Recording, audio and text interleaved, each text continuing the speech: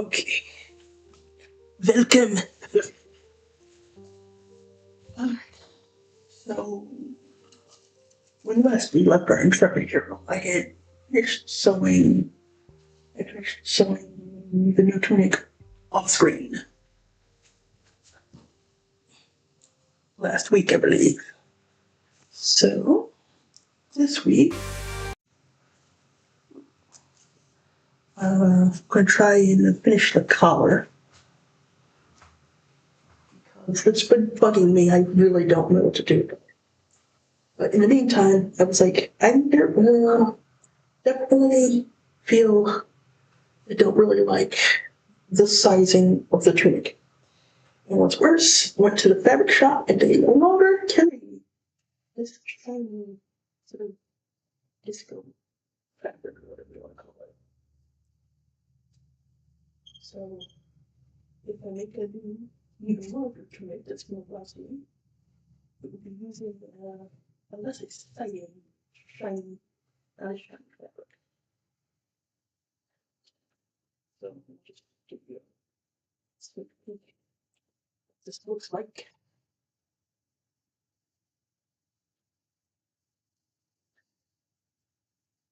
So we'll get a nice little bounce in some lines here. Yeah.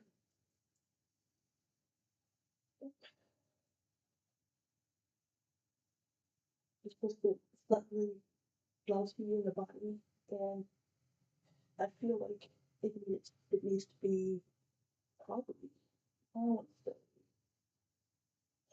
I think it's about here.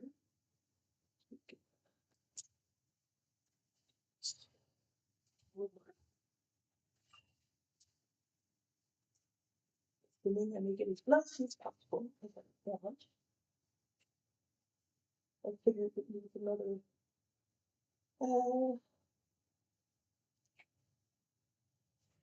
6 inches. What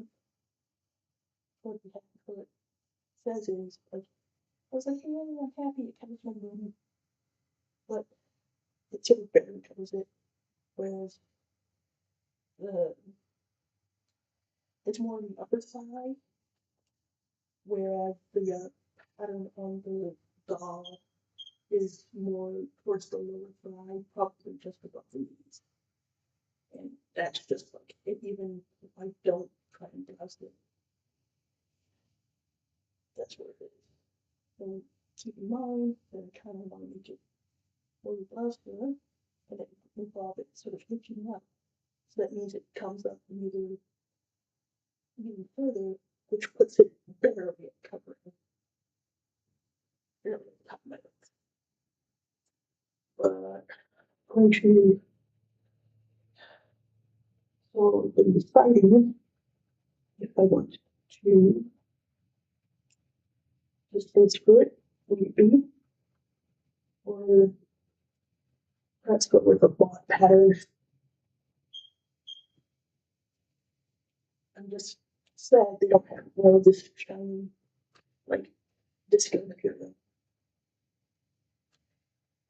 Because that was kind of the point of this particular costume, was that it was shiny. So the last few times I've worn it, I just worn it with a flat white leggings and turtleneck.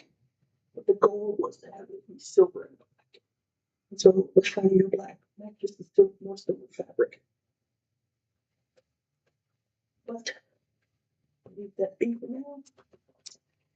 If we try and get two, so I can come.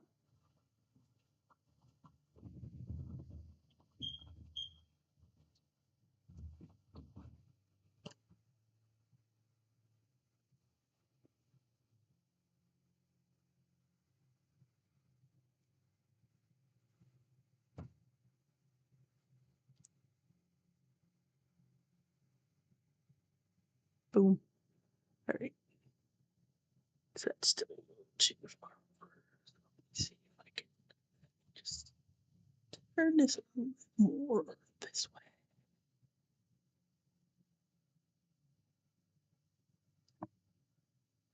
Well, that's about as good as we're gonna get. Hopefully you won't see through that door where no one's meant to see.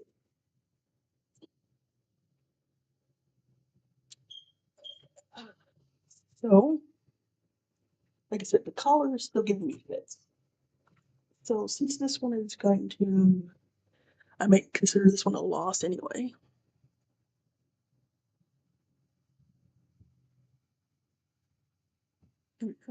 Guess you're just gonna have to see the mic. I might as well just try and do the color I have, because if I decide to go with another pattern, try a third tunic, I might actually go with a professional one that's already drafted. Just kind of sad. I literally missed like the sale, a 25% off sale on the pattern I was kind of interested in the most. There's a free one out there that I might try, especially since, well, I have some more black fabric that isn't this shiny stuff in a couple different um, materials, and then I bought some more. I want to say Thursday of last week of the week. Thursday, I guess it's still this week. Which it's stretchy, but it doesn't have this shiny sheen to it. It almost feels more like a liner, and the texture is closer to the wrong side of this material.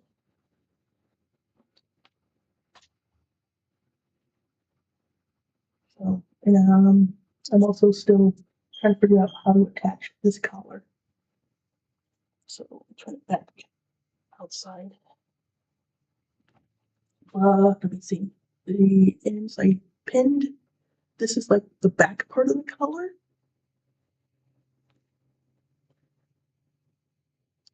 And so, I'm sorry. What you do is you sew that part, and then you like do it like this. Let me see if I can get it right. It hangs down, and it was based off of this professional sewing pattern I had right here. And you see how that is? So basically, I just kind of took that line in this curve and extended it. Now, it doesn't have this part here, which is like when you do the collar and it stands up and it does one of these. You see that? So then this flops over.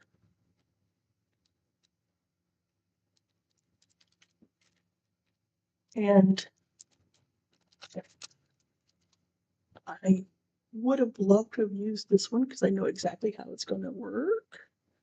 But the other, I didn't know how to do the part that comes up like this here. So let me show you on the actual color piece. So if we were to take it like this,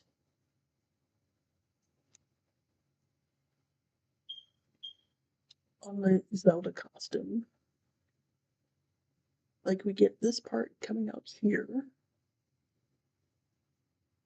but we don't get this little pokey out.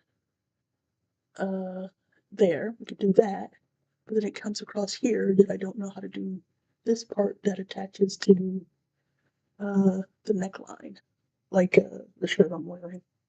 Let's see.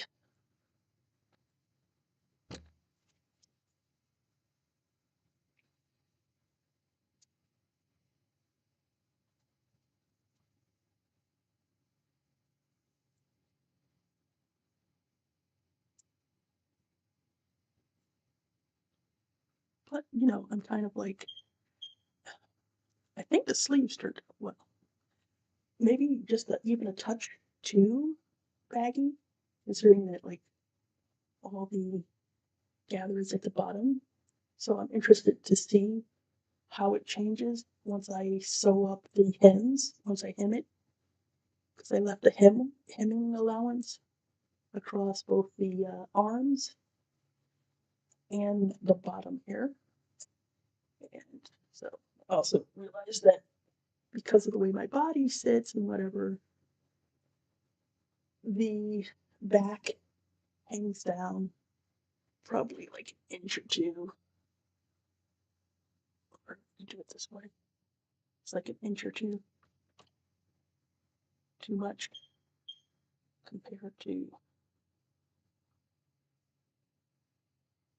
the back. And initially I thought that would be better because of, well, my booty, but turns out the third dimension in the front is more of the issue. Or at least that's what it was when I hung it over my shoulders and pinned the armholes. So let's go. Boom, boom, pow. So the first thing we're going to do is I'm gonna there's a faint chalk line here from a couple weeks ago to about where I want to have the collar come down. So do this here, take this chalk, and then I'm roughly going to outline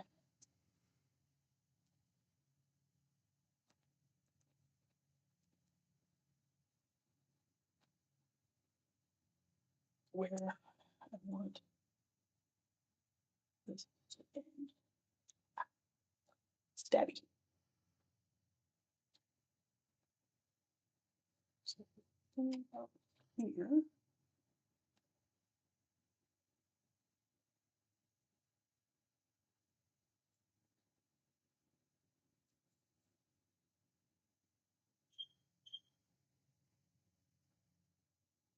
So basically we want to go from about where I sold this hole here plus plus the steam allowance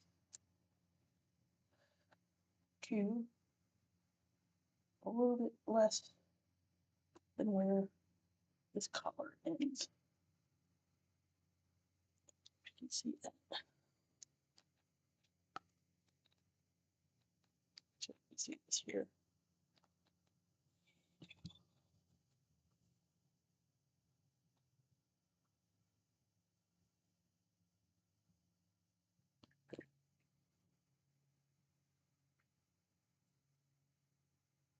So before I cut this, I'm gonna sew. I believe what I need to do is sew the triangle, this part here, and here. Technically, this is supposed to be cut in half.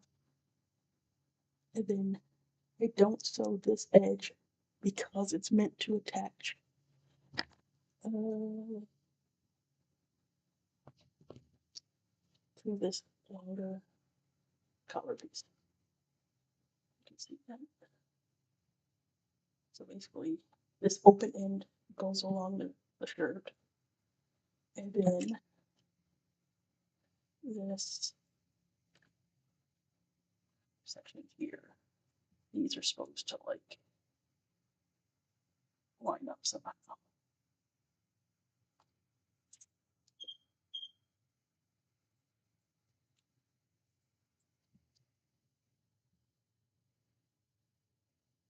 And that's why you're not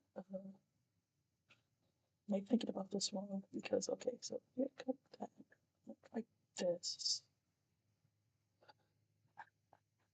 Stab myself.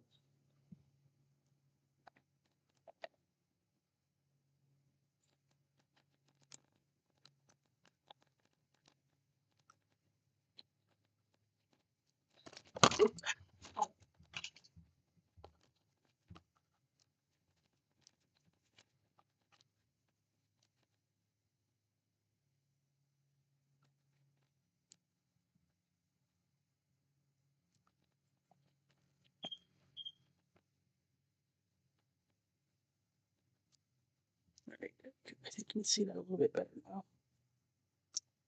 So you can see this here. And this is supposed to be the top. And maybe the top here. Cut this longer or at a better angle. still trying to figure out what the neckline is supposed to look like on this. Because, like I said, in the other pattern, this is actually attached to something different.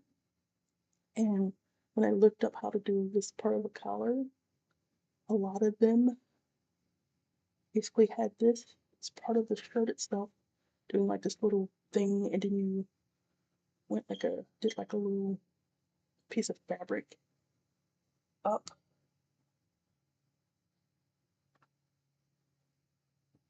Let me see. This, like this. Basically, still need to sew this. And when I drafted this collar part, I drafted it based on it matching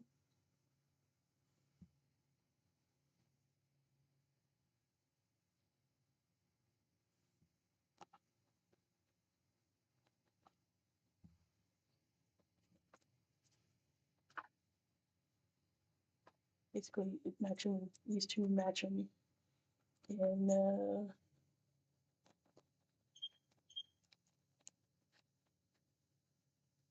these two matching in about height.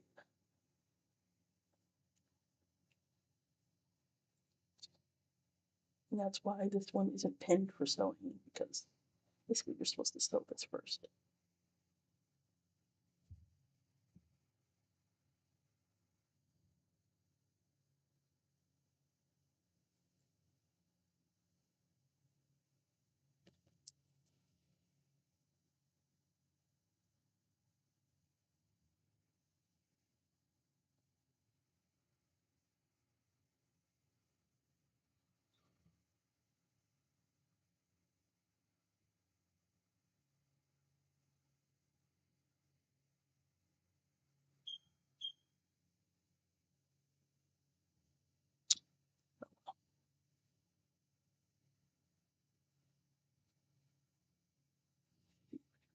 Pull it closer.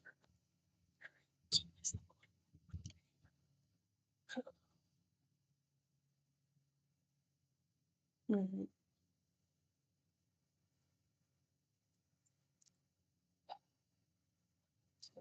So here, I need to look at my old shirt to see what I did. Uh, this is the old tunic, and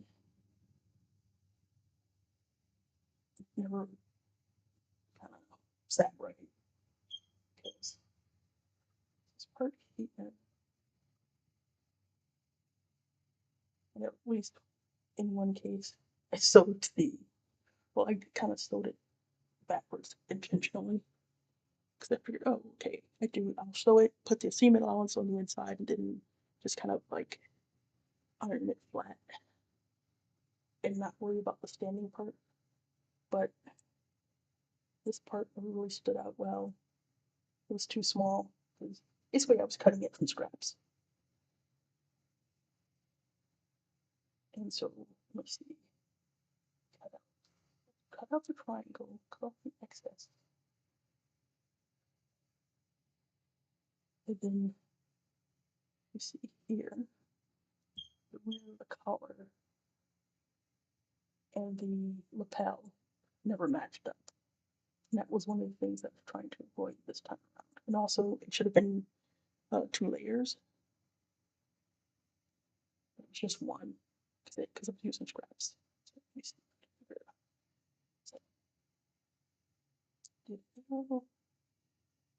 did two together. So don't sew the sides.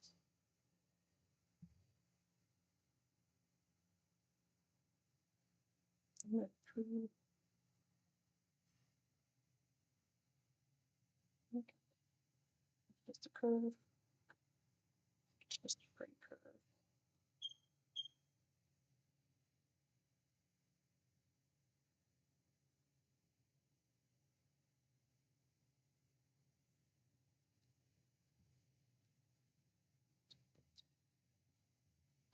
What I need to do is actually sew these like this.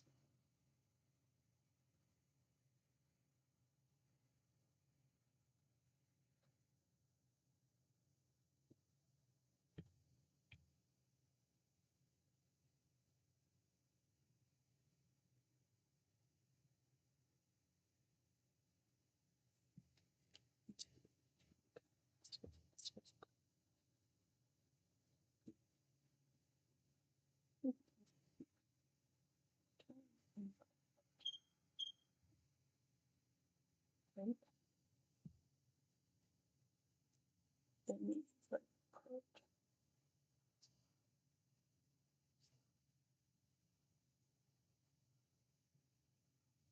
So here.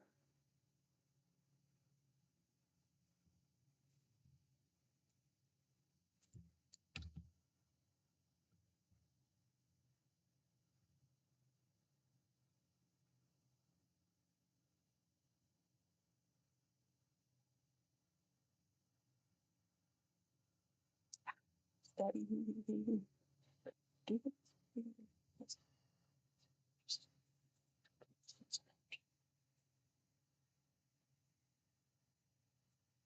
This is probably going to be a stage. Smaller as well.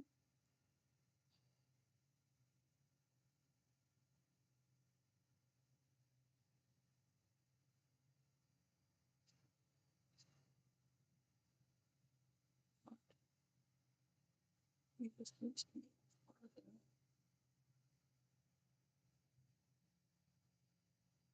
farther. So I'll just probably do the same thing I did, which is make it, give it a back color, give it a front color, and call it a day. And give it visual on the front.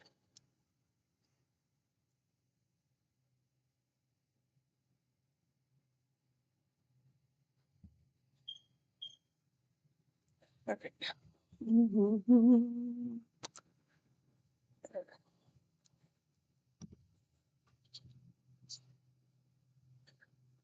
Great. So I think I'm not gonna worry about it. And just sew it on. Sew it on like this, which is like that's basically see how it is. It's inside out. So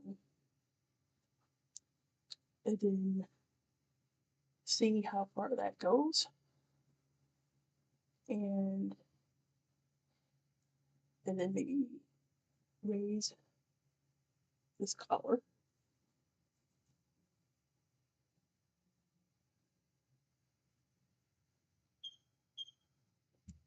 Raise this collar here.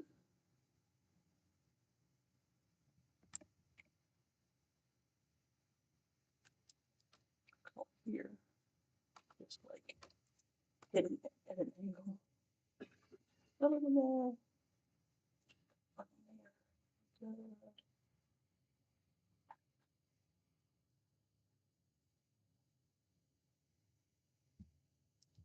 What's giving me pause is whether or not these sides should be sewn.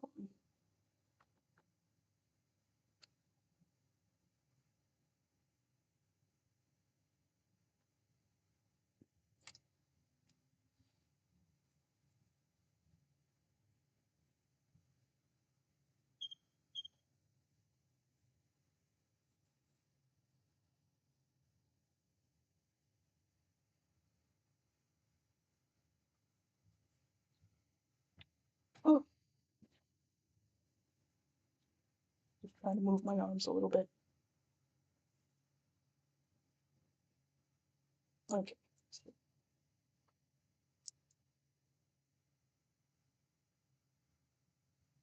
That's one of the benefits of doing the one level. It's like I did the one level,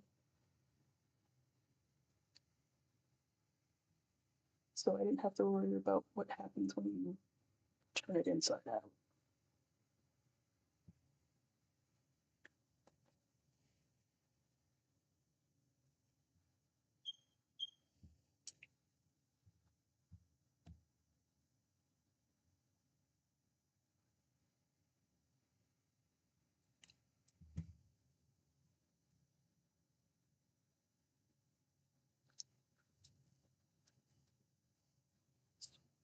You the path. Right.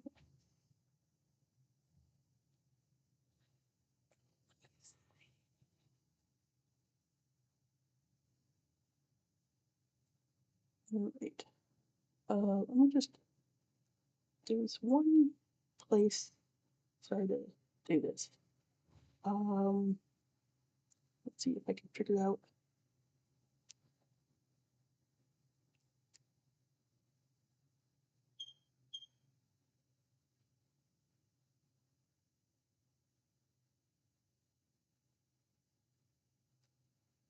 fruit.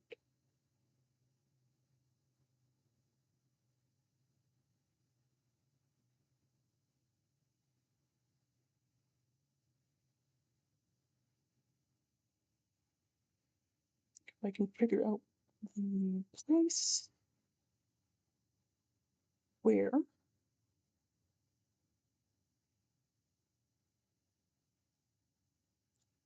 I got the original, or where I got the basic idea from for the collar pattern from.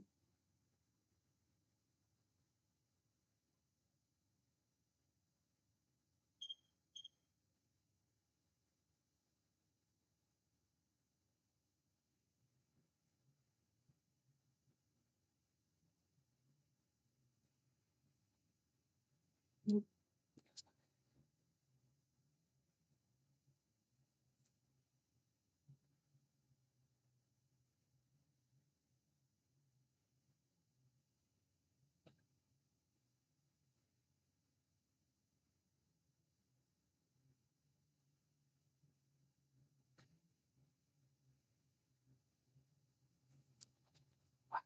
Alright, let me see.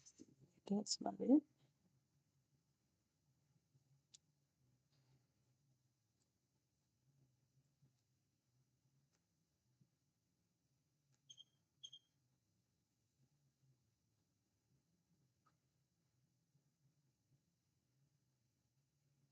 Length sword.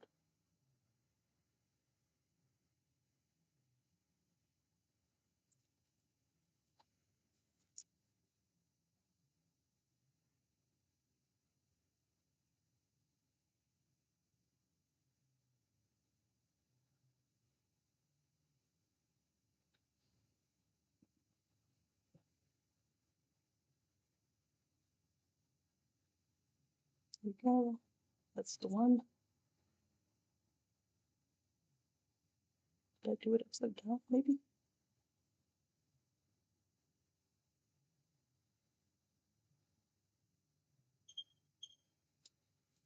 Maybe that was what I did wrong. This one has the big pieces. So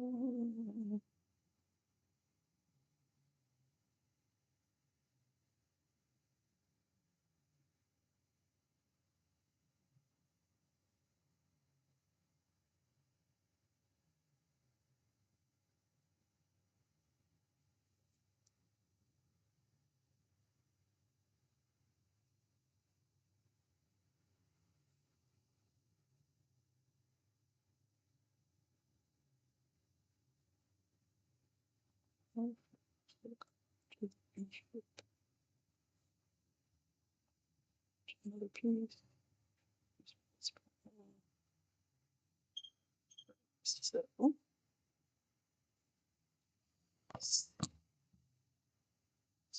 their pattern here seems to do something a little bit more like this.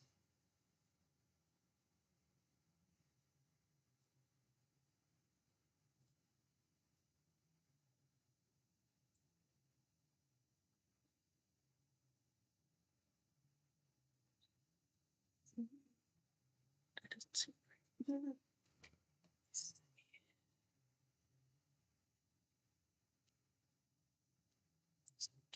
This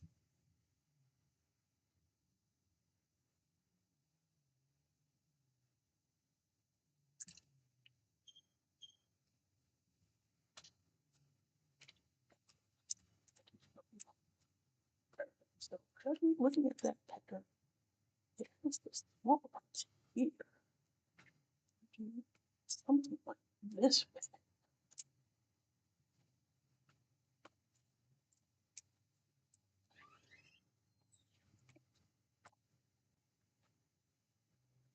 And I can kind of see why that works. In fact, it gives you the extra curve. You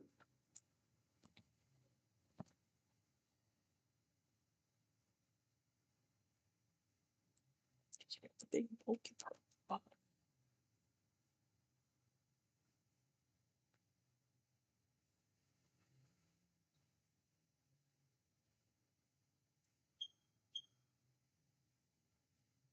So there's big bulky part at the bottom.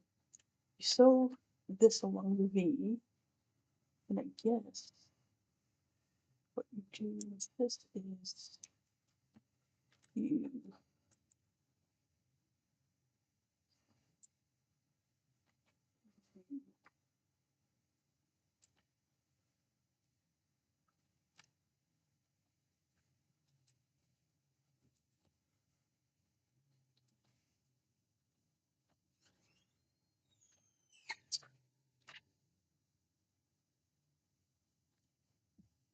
something like this,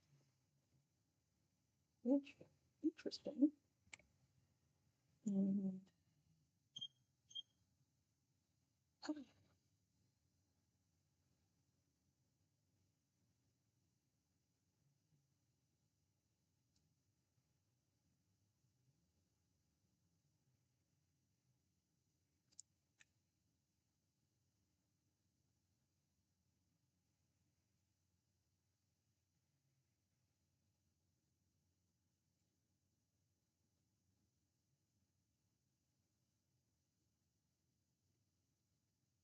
you sew them, you turn them inside out.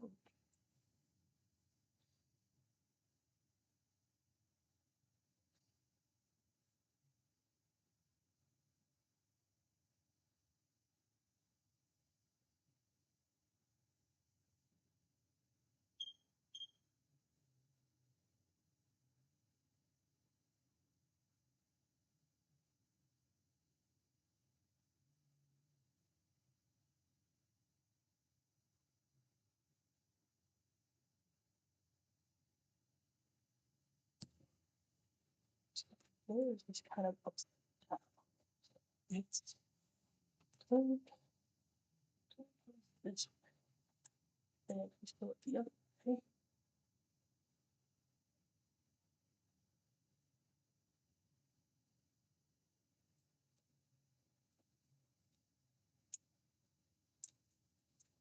That's what I'm failing to grasp about this. It's just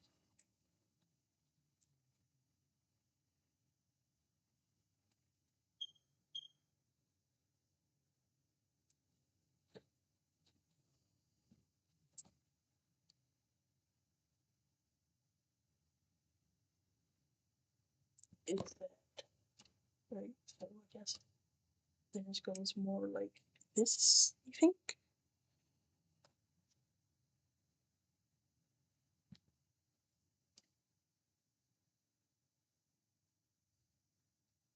Okay, I can kind of see through it. Okay, so if you see how this pattern goes out like that, they're sort of faking it by,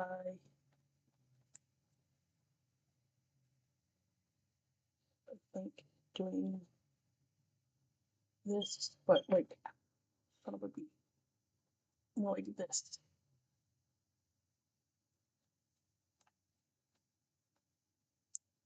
I think.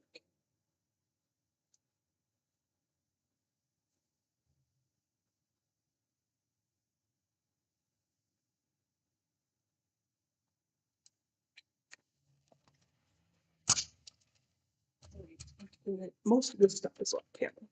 So let's see if we can get it because this is just obnoxious even for me.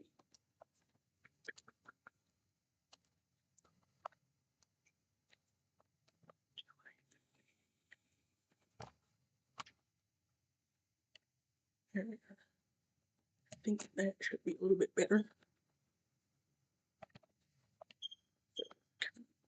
And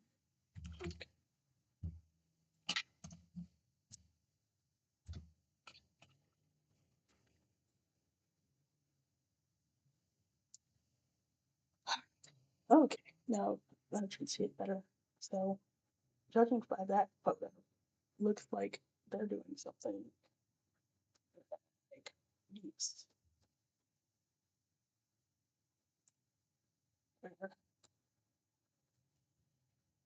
This is more like here. You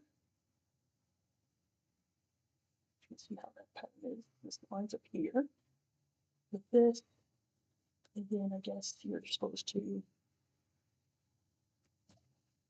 go on this way, it kind of does this. It completes the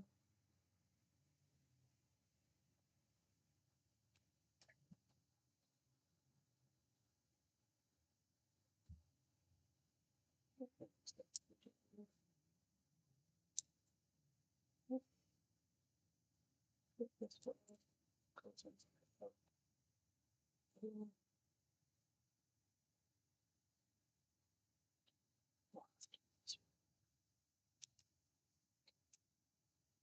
This way.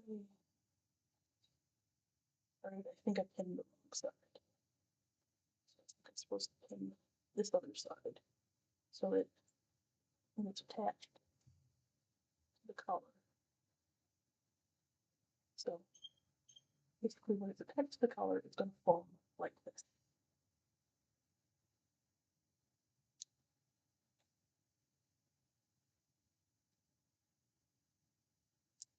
And if I start with the curve going this way, kind of like I see here, I didn't put enough for the standing collar. So having it go out this way only works if I have the standing collar here, where it's meant to kind of fold up like this.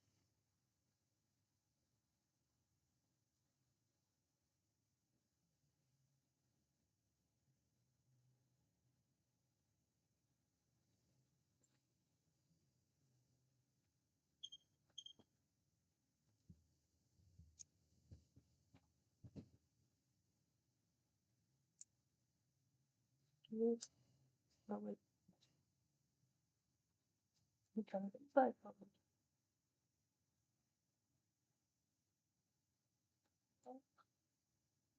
Oh no, no, I think I have it roughly right. It turns inside out. Only thing that's giving me pause is like the way the neckline curves. Because if you see, I do it like that, in order to be straight, the curve is going to tend to go this way, and it feels backwards.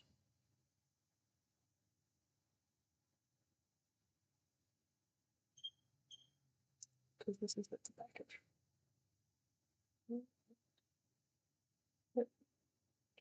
Okay, okay. I think I got it. And then this corner is going to pop out here.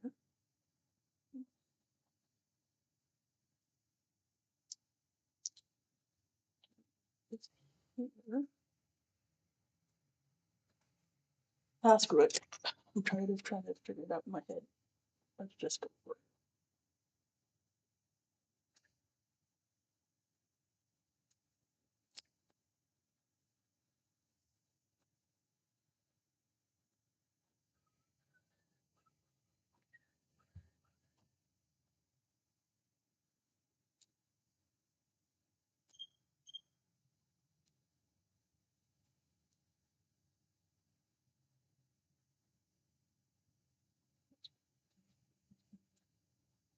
Split scissors. Where's my tomato?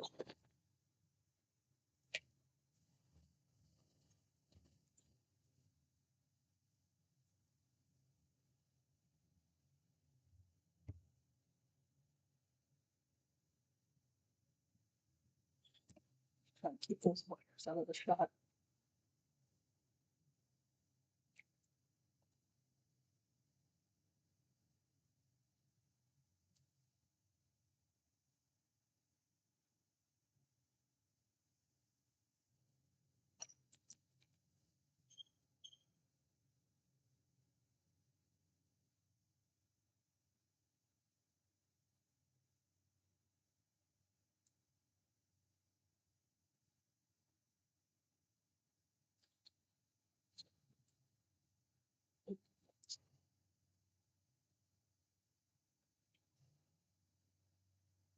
Right. Right. I think it's like this. Turn it inside out. We sew it together here.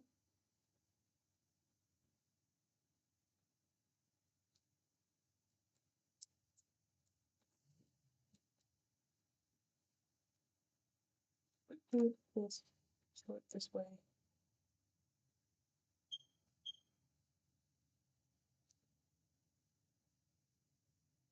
This goes along the neck line.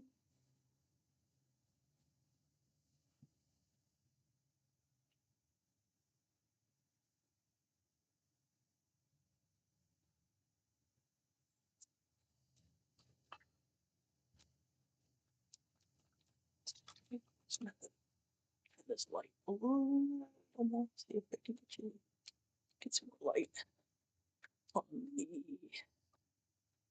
sewing area there. Nope, just let's back the other way.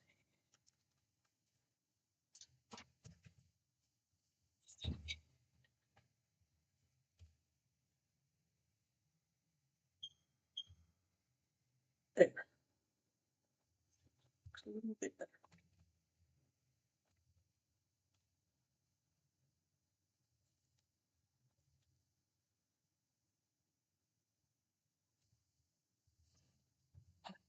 So you can get some more light right in here.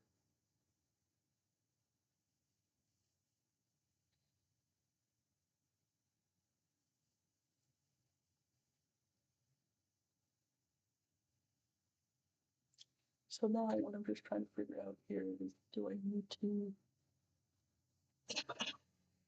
sew this part?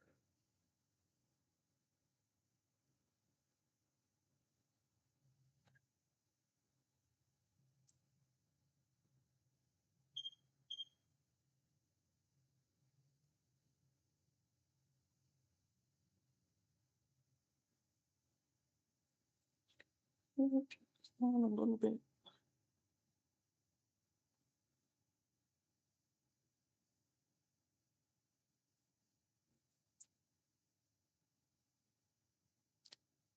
So this, to do this here,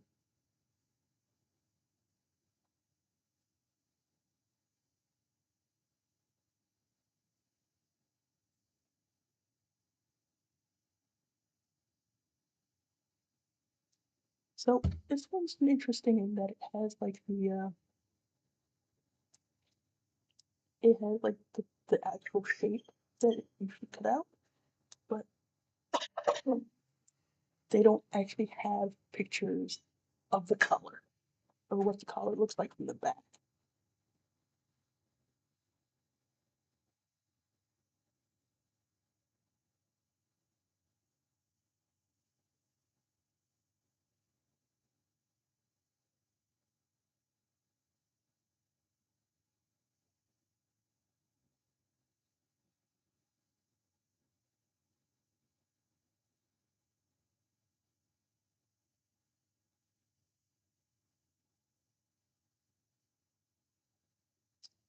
Just one other.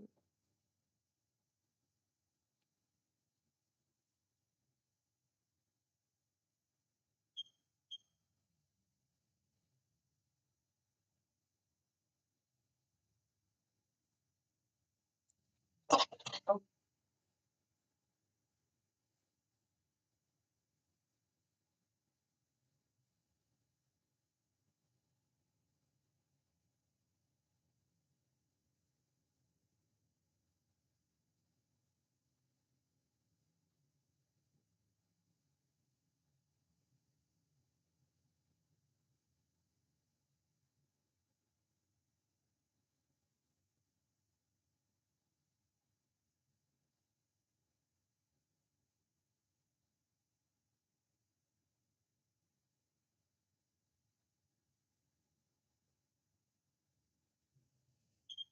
so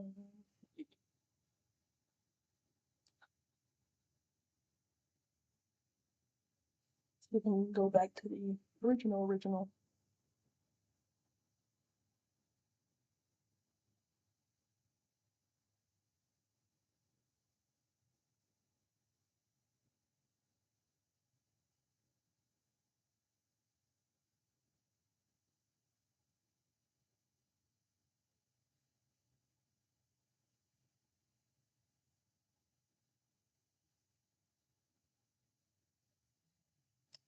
Sorry, me. scrolling on this here.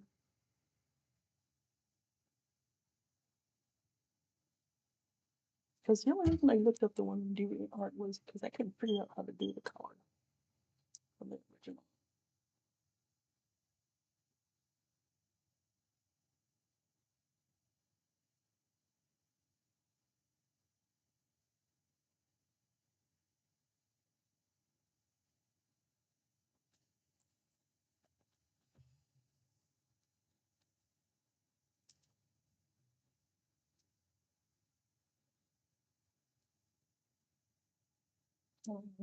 Try something with this too.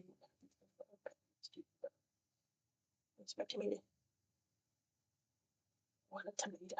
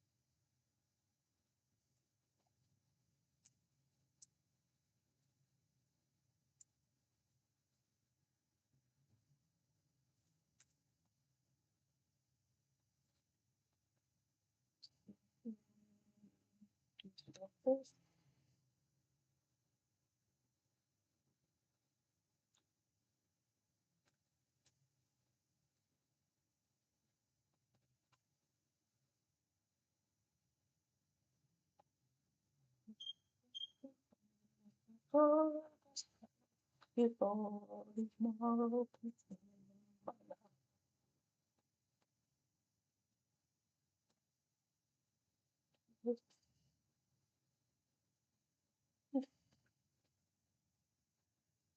what this is.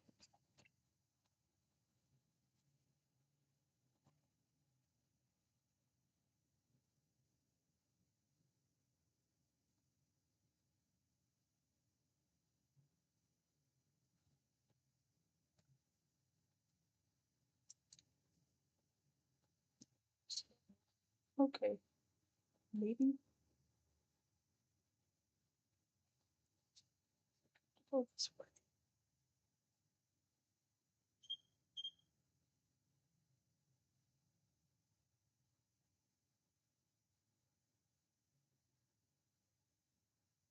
Um,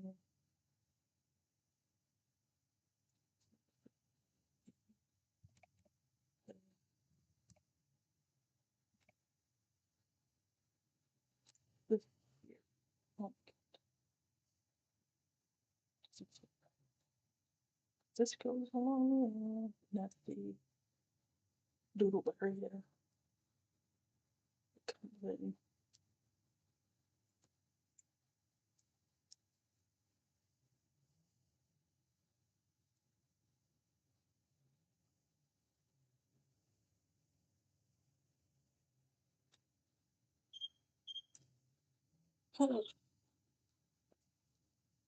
Largo Farm.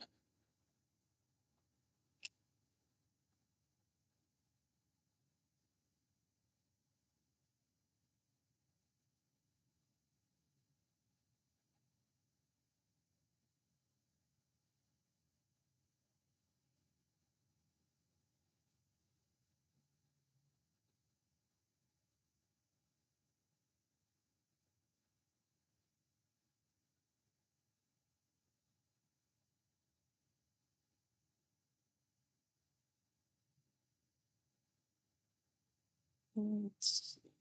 What could be images?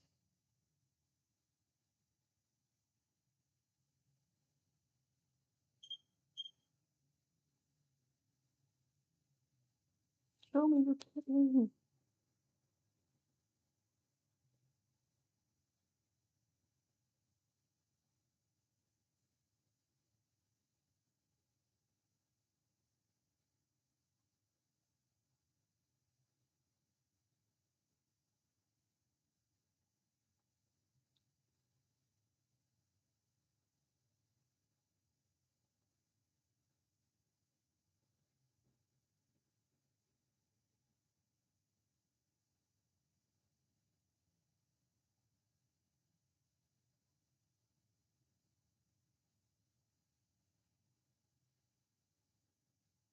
Everything wants to not load suddenly.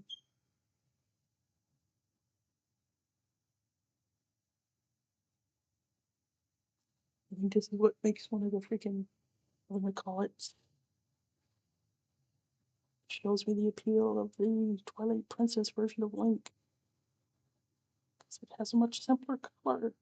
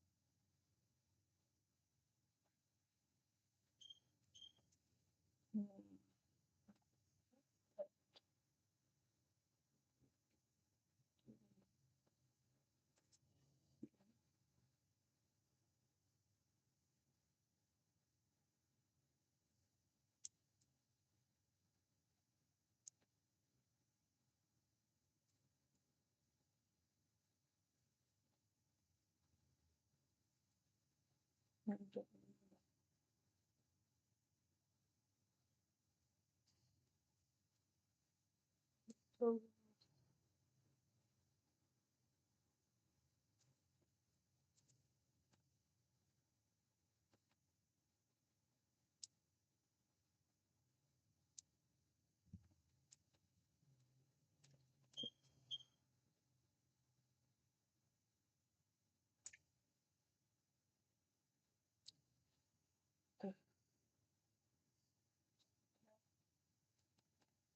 I don't know, maybe I should just Zelda.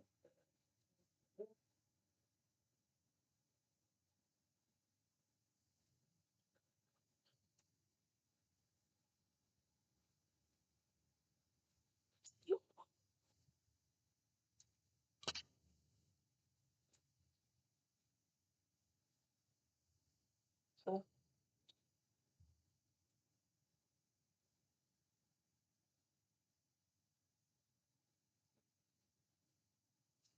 do it like that. Definitely comes with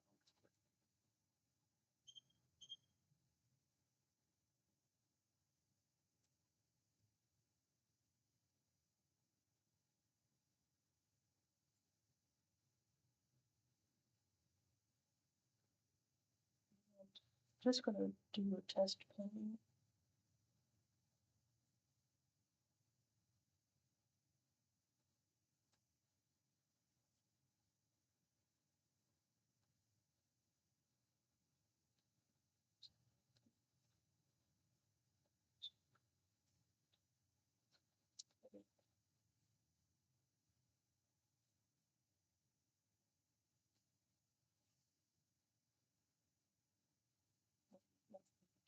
Be the other way. Check it out.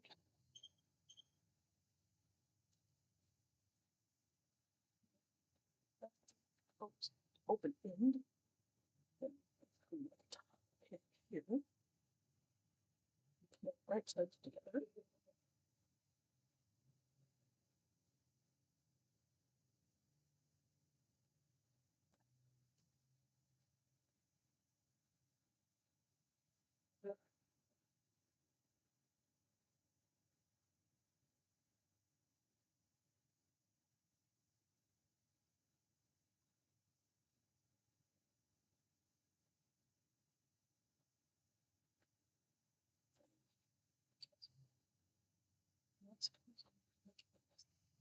don't color unless I'm doing this one color thing.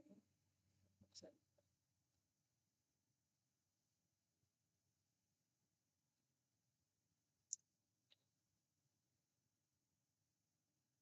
feels like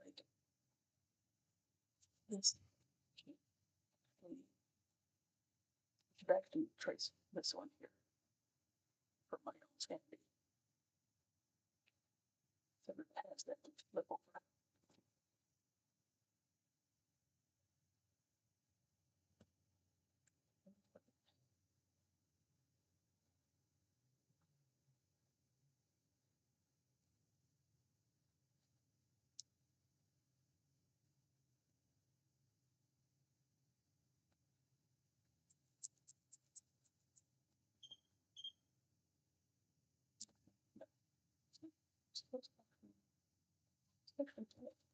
It's one of the few places times where that's that way.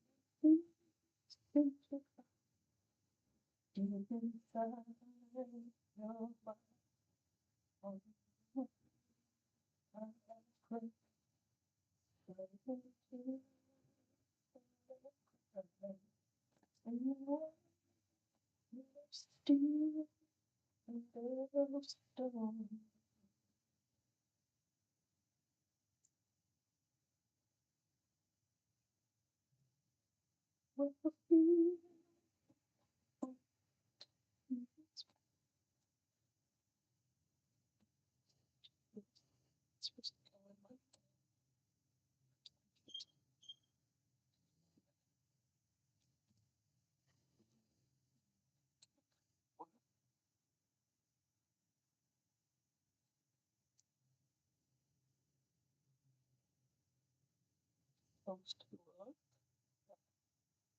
Turn that in. And I guess okay.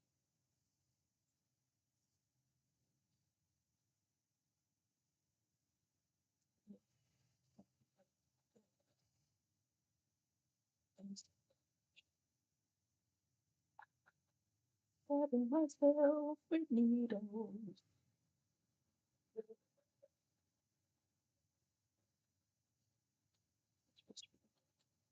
This maybe this should have been longer. Do this here. Do that.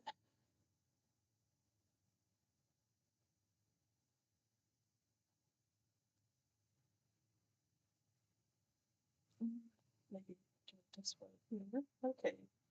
I want to see this working.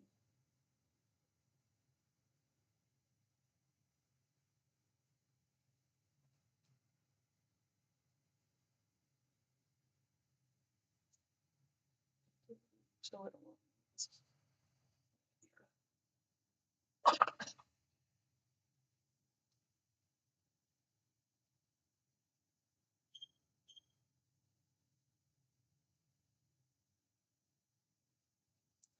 Okay, I can kind of see this working. All right, I'll go with that.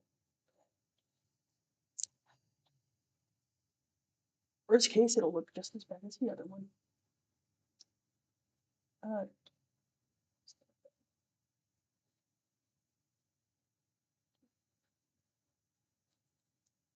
I solved that part. Now the question is, do I want to sew the sides? Okay, got resolution.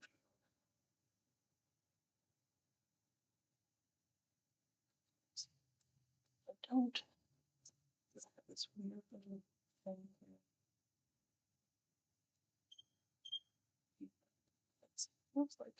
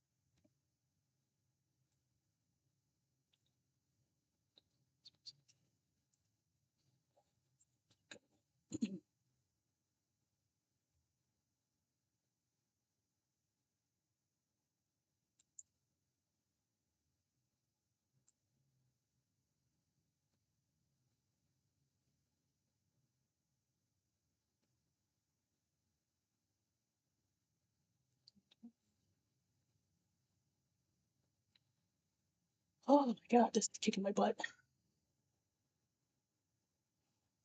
Just like, oh my god, dude. When I turn this inside out, this be shorter, this be smaller, then it'd be like, but if I sew them together, then there's going to be like a little seam underneath there. Now, why do I really care? As opposed to sewing them like this right now.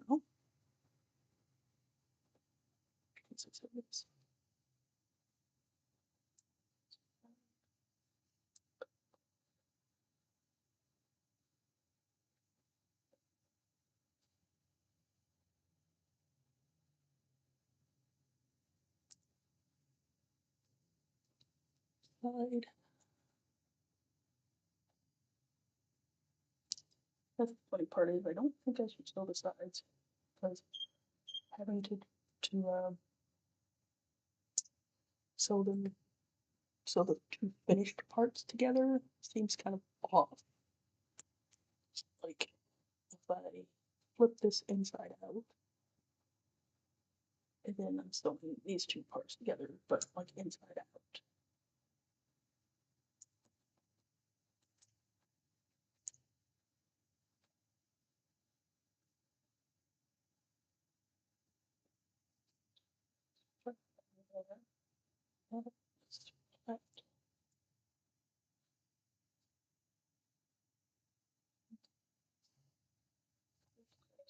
This that's my kind of a cute little brain. Let's see. Color. Kind of comes this.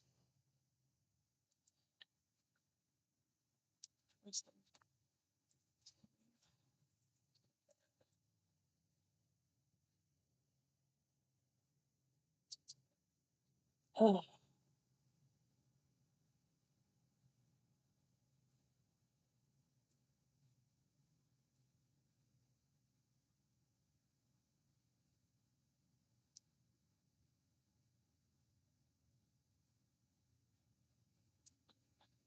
this is roughly here. There's a little seam there.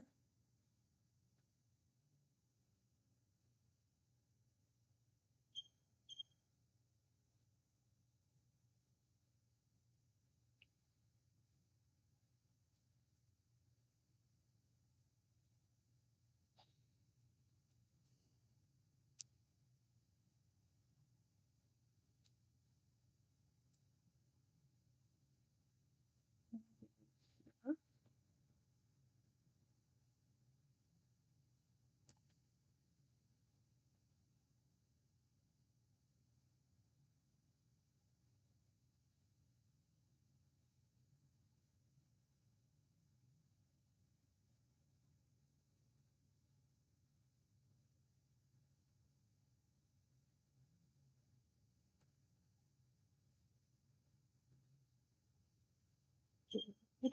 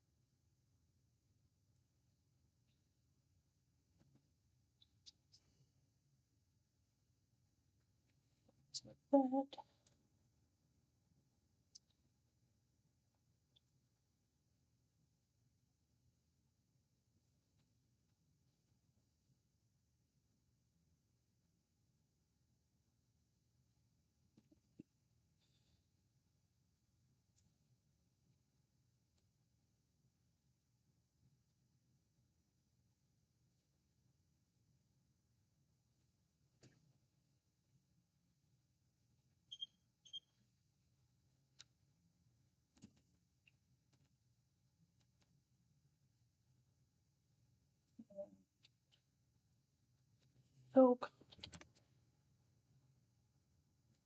seems so much simpler the last time. Trying to figure out.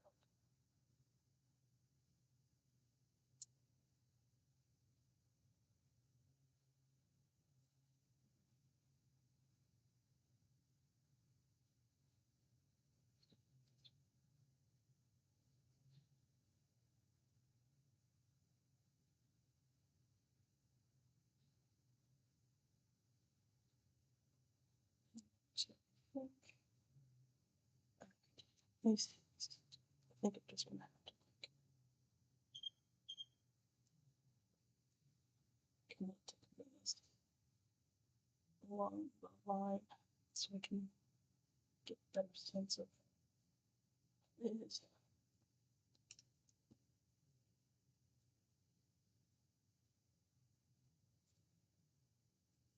Because basically the thing is you cut the open, you sew the open ends along the garment itself.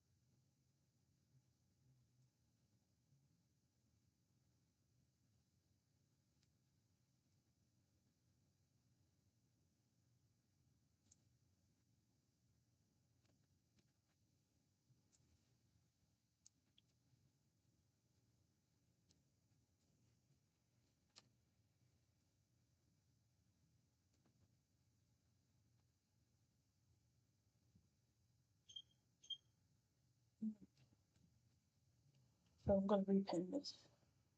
Okay, shift it slightly.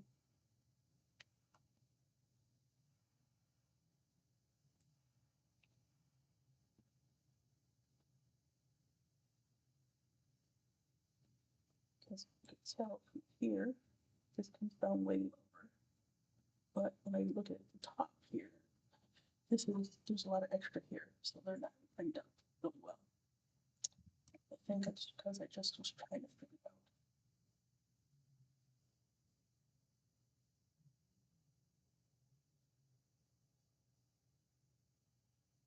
where to, how this color works.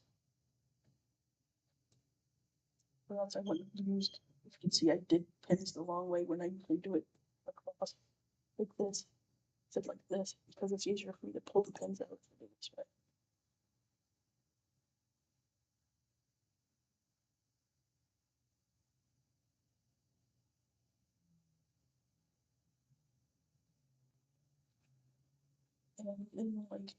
And like I said, I'm getting stuck inside my own head a little bit. And you're like, hey, now I have to go, does it really matter?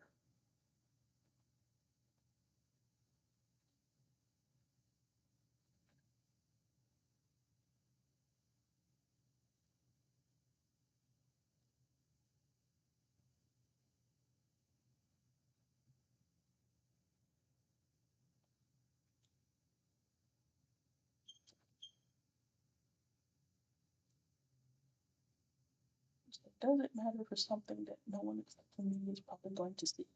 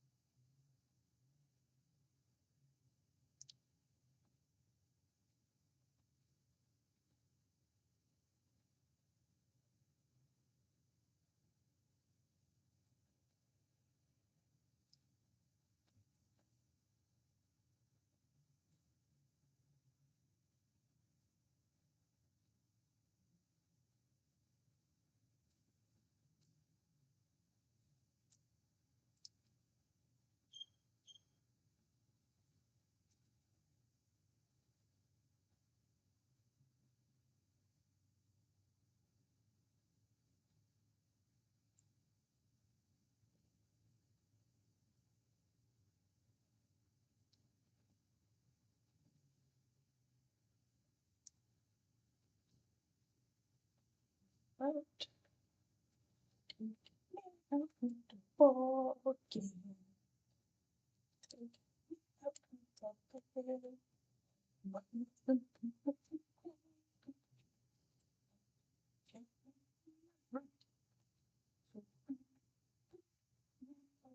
of the bed.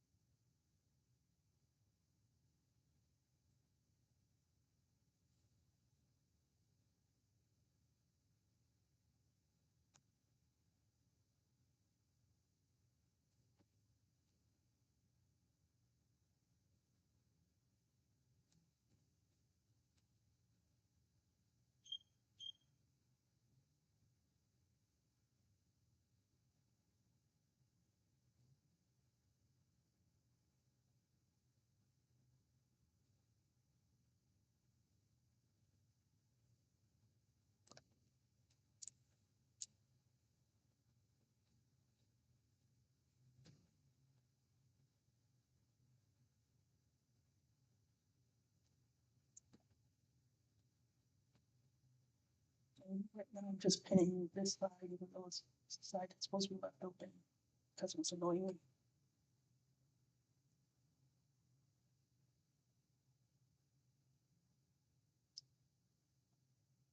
That way I can kind of get a little bit more sure about whether or not the ends are kind of the same width. So yeah, definitely see. That's better.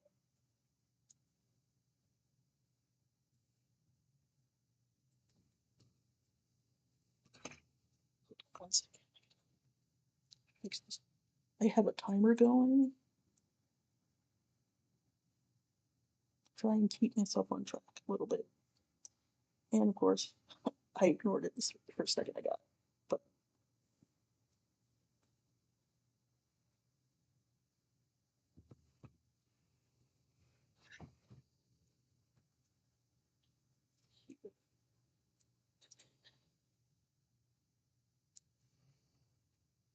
I guess you have to do that separately.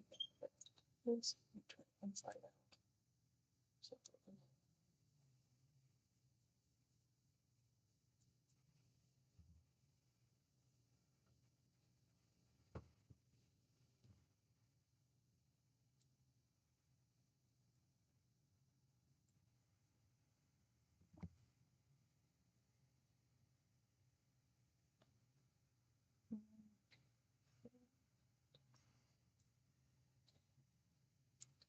This way.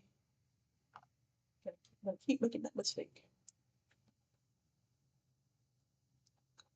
Like this.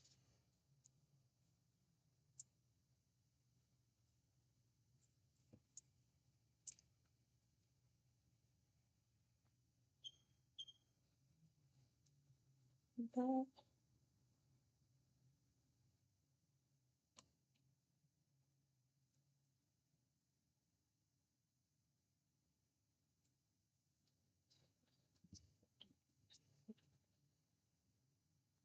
And this.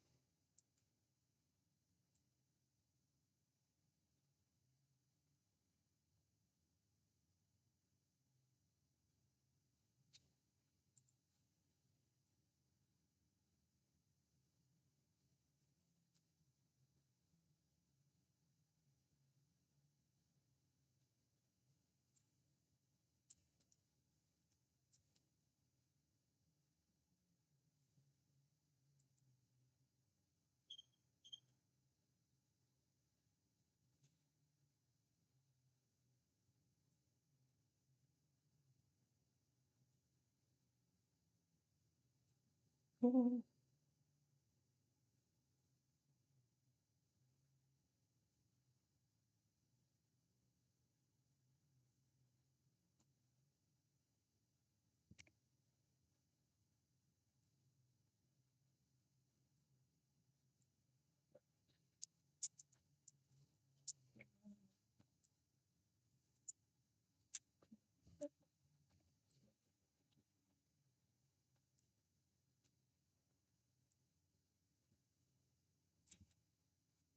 Work on the side.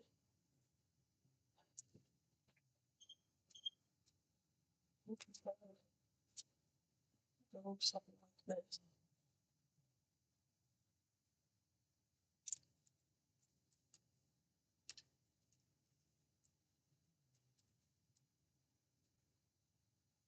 Okay. Well,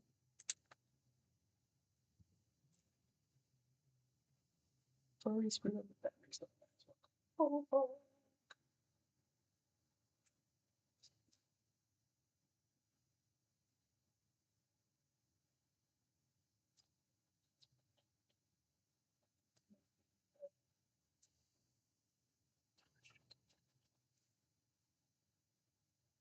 Can anyone like continue?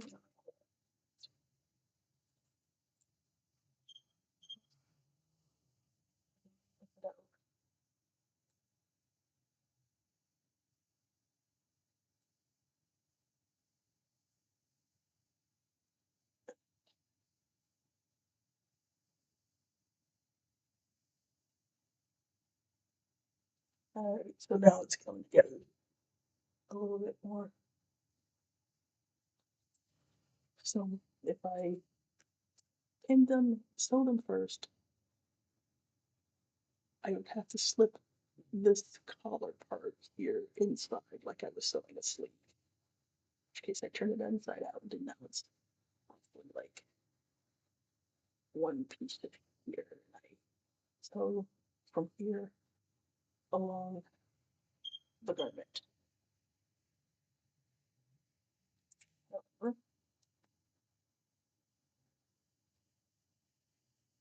if I sew them each as separate pieces, it will have this kind of ugly seam here on the outside, which will look something like this. It will look kind of like this, just with the right side out. And then I'll just have to deal with the fact that, you know what, this color won't look good if you turn it up. Alright, okay. So yeah, I kind of had to like, sometimes that's the way it is. You can have trouble visualizing it, you have to kind of actually go through the steps and see what you'll have to do.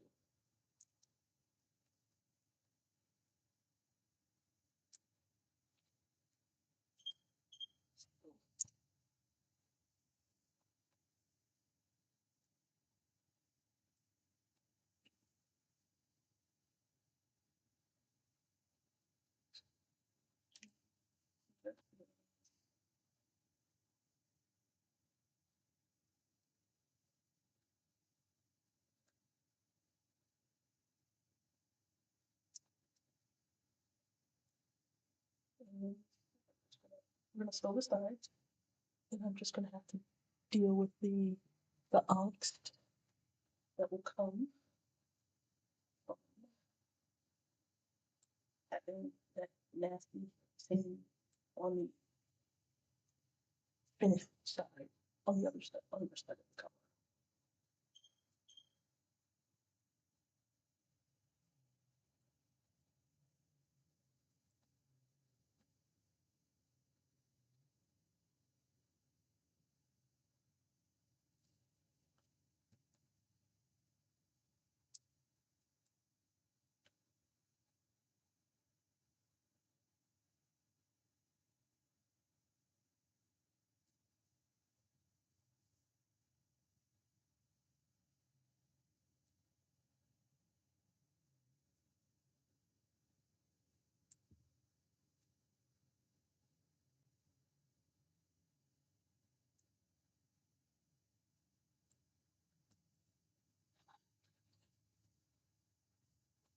And then there's a little thing in the back of my head of like, what's my bottom?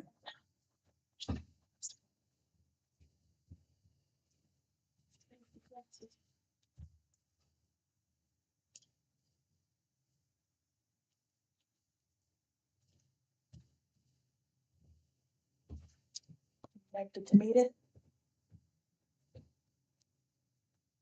All right.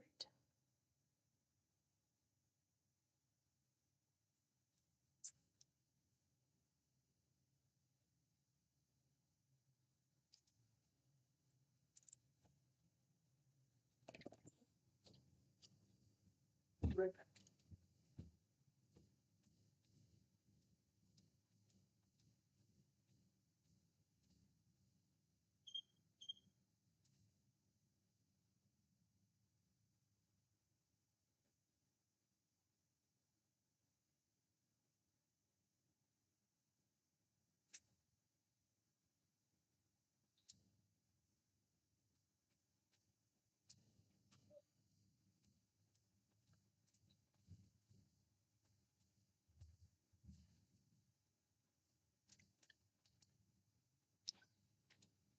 I just needed some water. So, as you can tell from the coughing earlier, forgot. Mm, to bring my water bottle in with me. I might need to take another break soon to fill it up because it's half empty. But, there. So, we're gonna start from this here. This edge here is gonna go along the inside of the collar or against the body. So while I pinned it, I'm not going to sew it open closed because I still need to be able to turn this inside out. But I wanted to make sure that the edges lined up as best as possible because they get slipped a lot when I went with a quick pin on this one. I'm going to sew along this, sew along this, sew these, along this part, and this part. I'm going to make it like a little pocket to turn it inside out. So that was also one of the other additions I think I might want to make to the other, if I do another tunic, is to give it pockets. Now is the time I should rock it when we dance.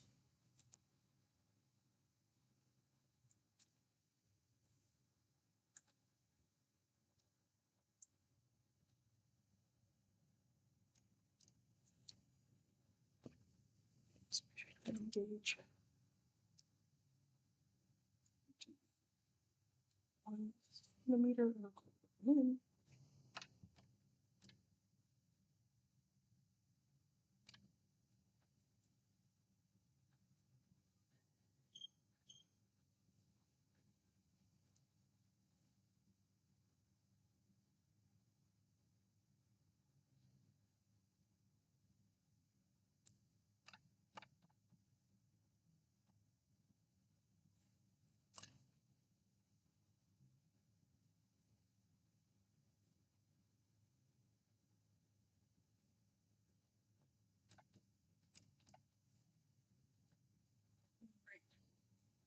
That, lights on, press forward. That's always a tricky one. It's much harder to do that than you think. So you have to stop here.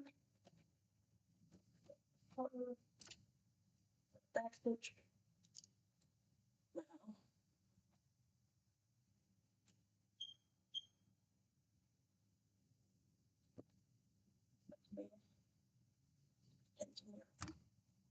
pin.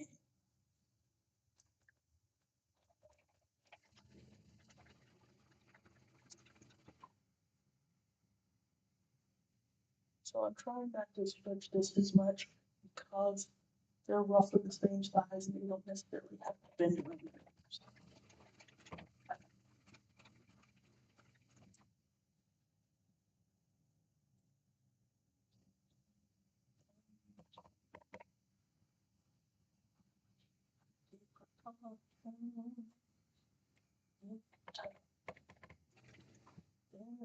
Right, so we're going to leave the needle in the fabric.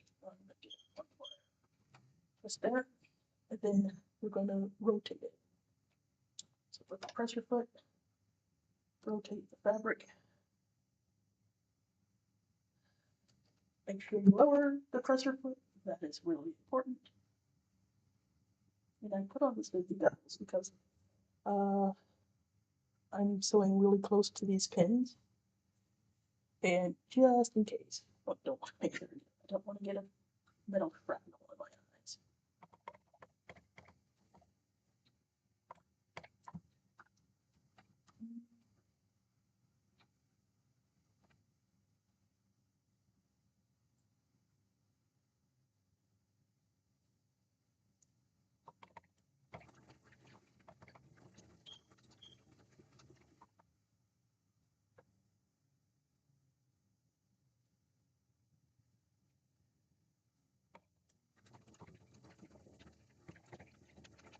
So we'll see if I have enough time to get to the other parts that are listed in the title of the frame. Because, well, my sword is kind of not con safe. And so I want to work on something different. I think mainly they'll let the body through, but it's got these cross pieces on it that are very sharp and spiky and can hurt.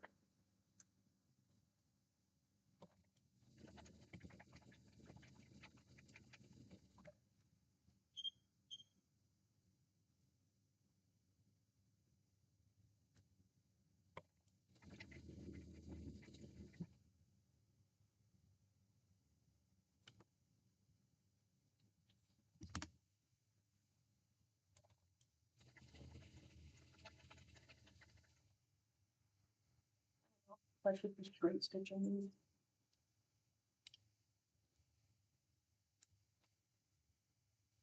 So I'm still a little undecided about what material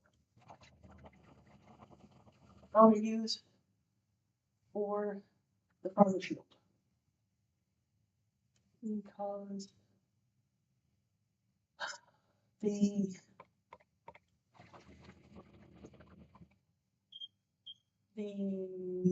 window tint would be too much and it will make the LEDs stand out a little bit too much unless I change 5 different types of LEDs.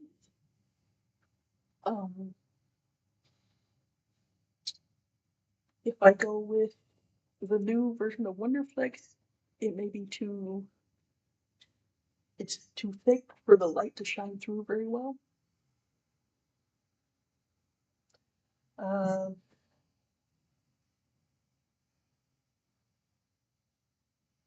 In which case, that kind of defeats the purpose. I don't have a lot of the transparent Warbler left.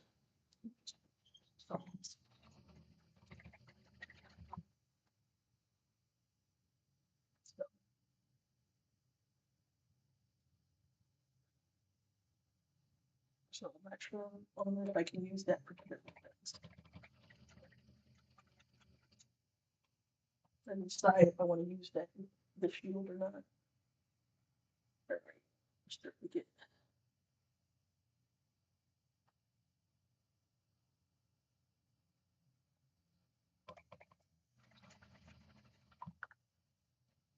have an idea of something I want to do.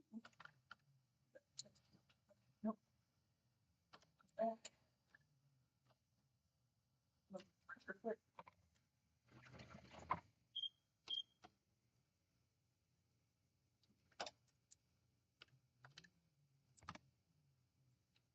what I want to do. I'm trying to think. Is that too much? Because, as I may have said in one of the previous ones, it's that the original shield is wicked light. It's very light. Like, because it's pretty much foam and like a thing, and I didn't do a lot. That's one of the reasons why I didn't do stuff like add the back and whatever, because that foam board added a lot of weight. But when I put the clear plastic facing on it, it got a lot heavier. And particularly, it went heavier towards the front, the weight towards the front of the shield, so this way. And I definitely felt that on my arm. I don't know if I put more weight on the back to do a decorative back, maybe that'll balance out. But then again, it's still making the shield heavier.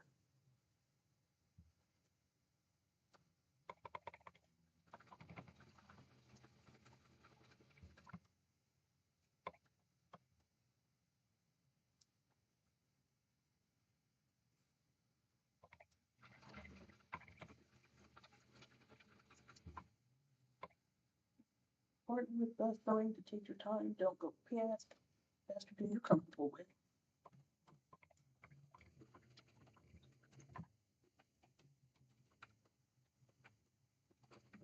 There, back stitch it a little bit. Now I can cut it forward. So I like to, like, when I get towards the end of a stitch like this, I like to go towards the right hand. Still got bottom left, so yay. Alright.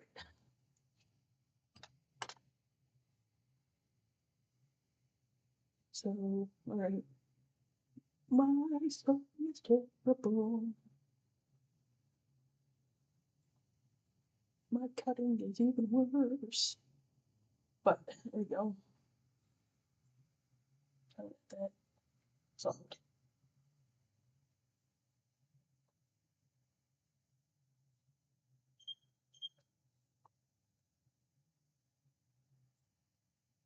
So now we okay. So we got that. I think I should put that in the right side. So now we flip it. Flip it good. And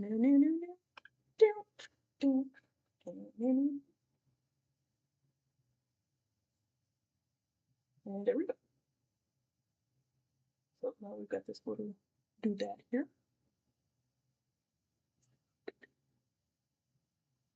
Got a little dingus.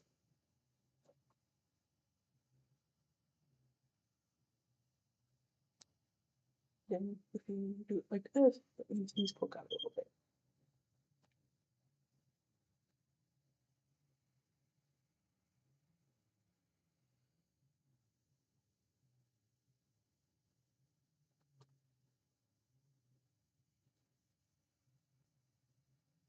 And I'm going to do a test attachment to the tunic. Let's see what's going on.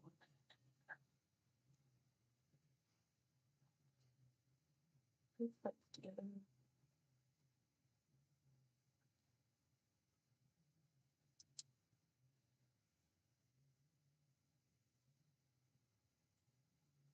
So, obviously, this is the back side of the tunic. Do I still have the center line? Might need to redo the center line.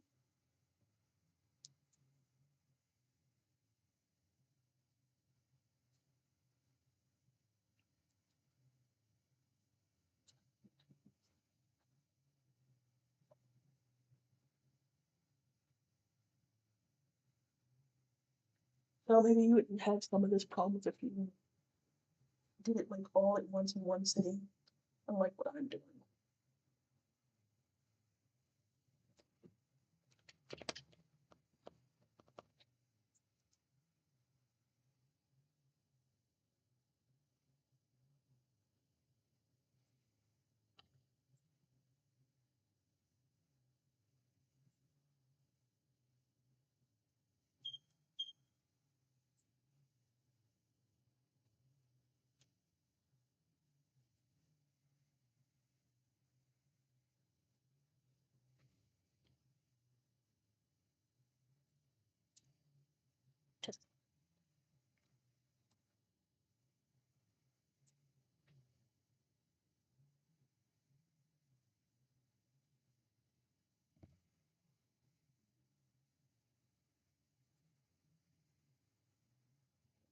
Okay.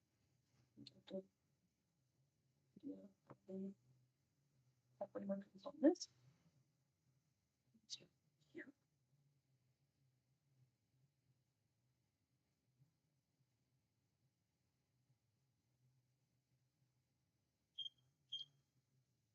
This is probably a case where you could use some interfacing,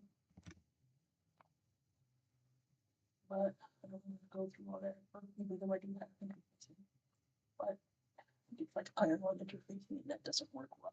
But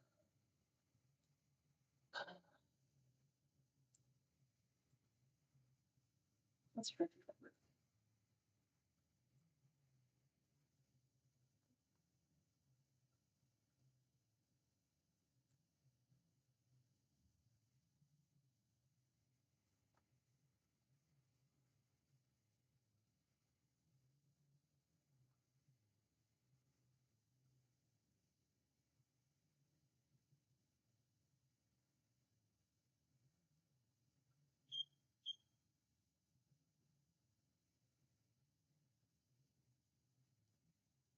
Don't look too closely at any of these pieces.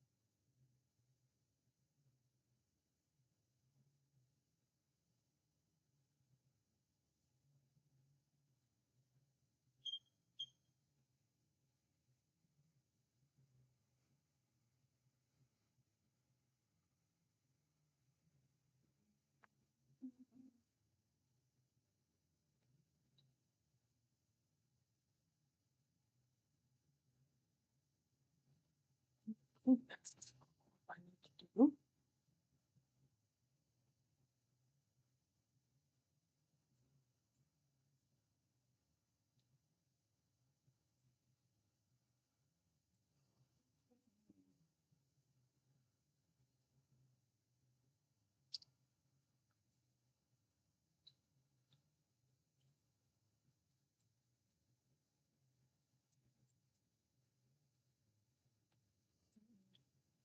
Still not sure if I did it right. I think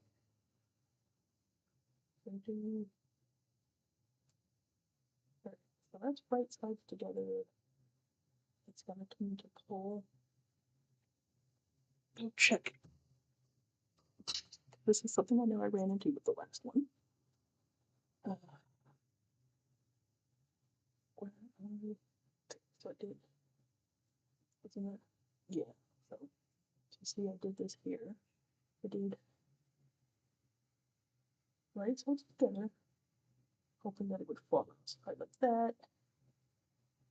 Then you have this big ugly seam right down here.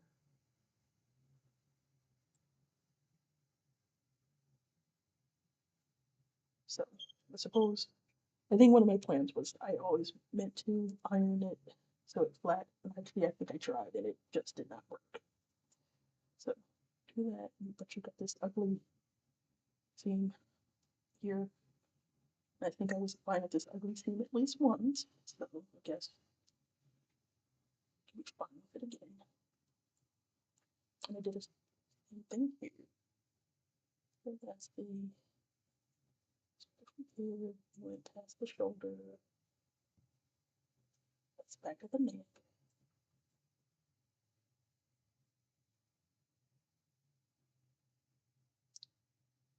So back of the neck here.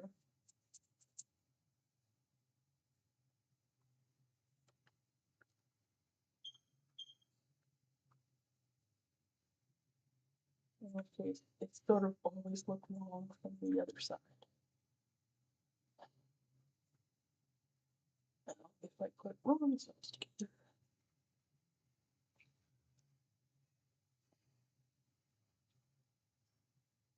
now do the same sort of deal. But if I do this, I'm gonna have to make sure I iron it like that. I want the flop over.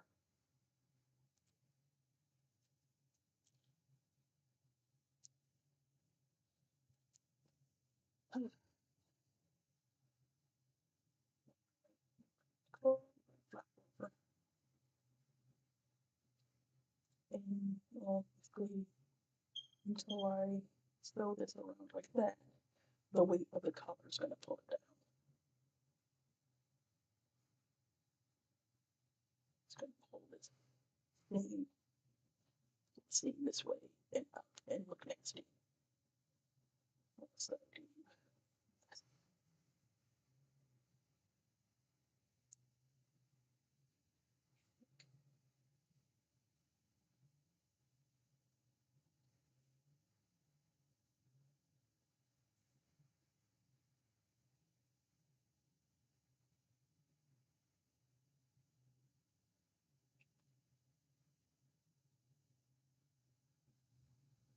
so now, alright,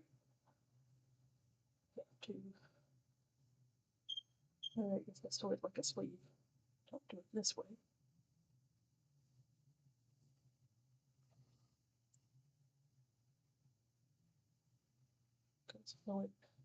So this is on the inside.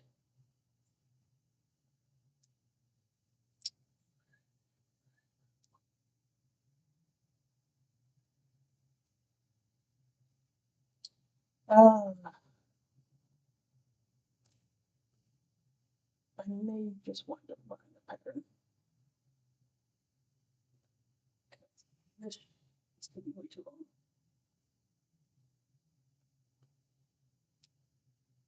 Because now I care a little bit more about how it looks. When I didn't care, it kind of went much faster. So, 10 or 15 years ago. So.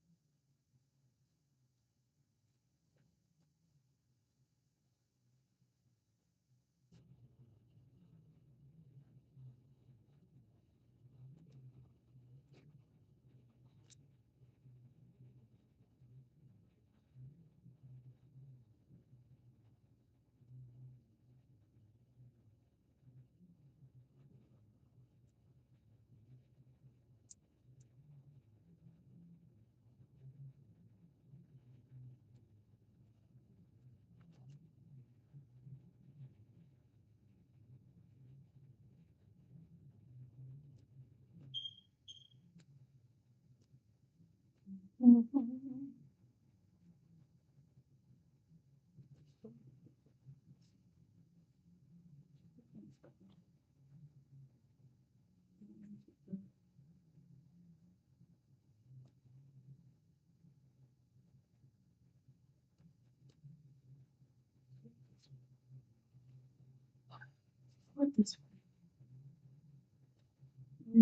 this is just like a lot of trial and error. You're just gonna have to keep at it.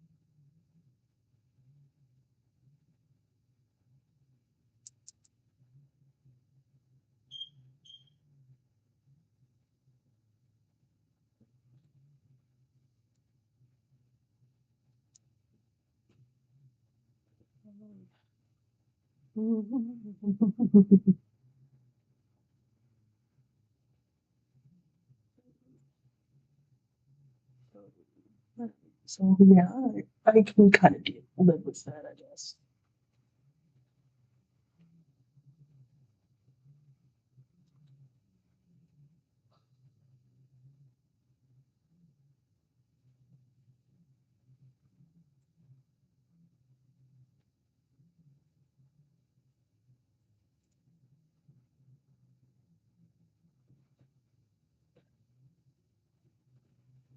Do this here.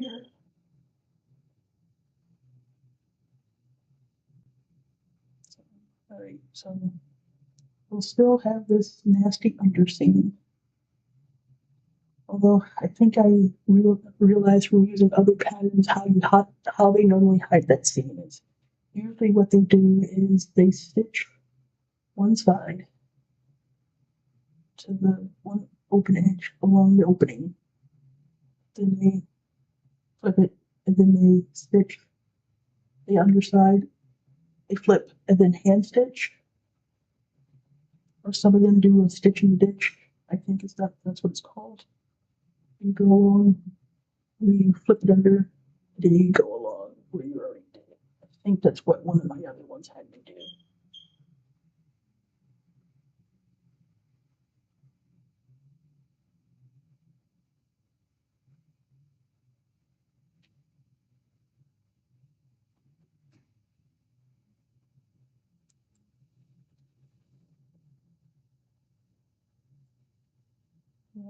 It'll look good, decent enough. Like I said, it'll be hidden underneath.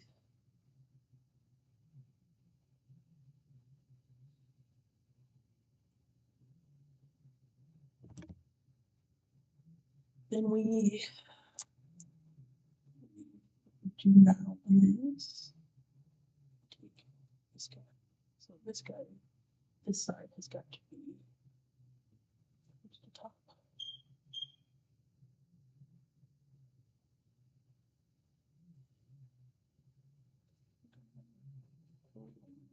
This. And so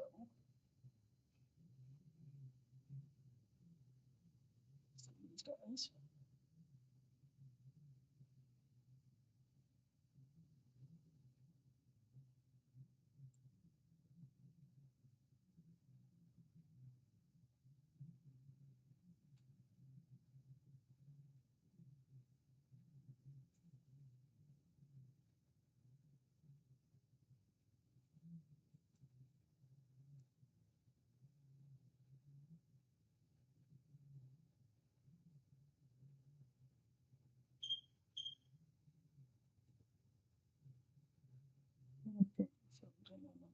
something like this. Oh, okay. It still feels like a shirt.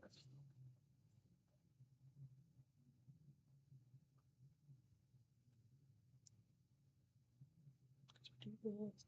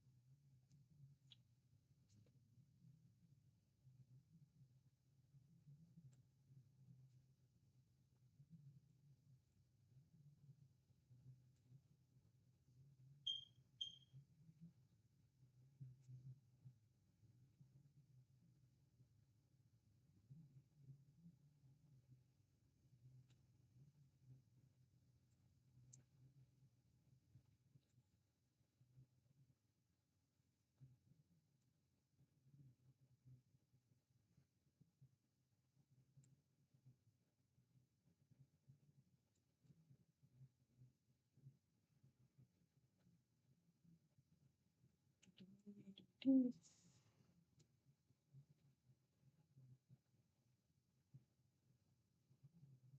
it's gonna get a little weird here because there's a lot of material in there.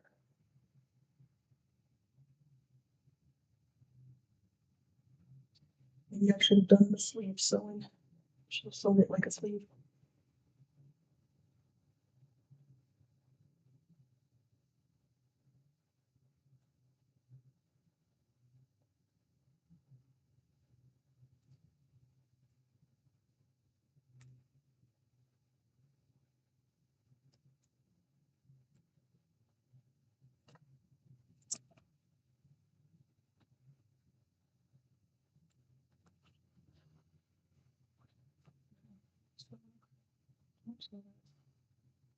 No one said.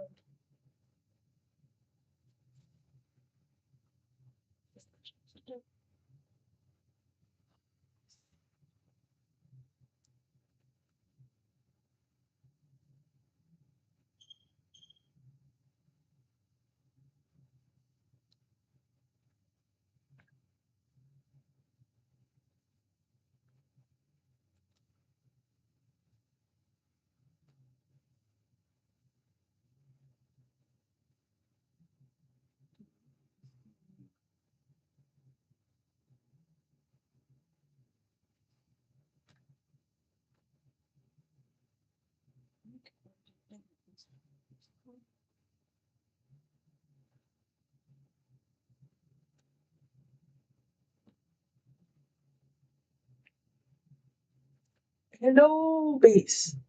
Oh my god, it is so frustrating.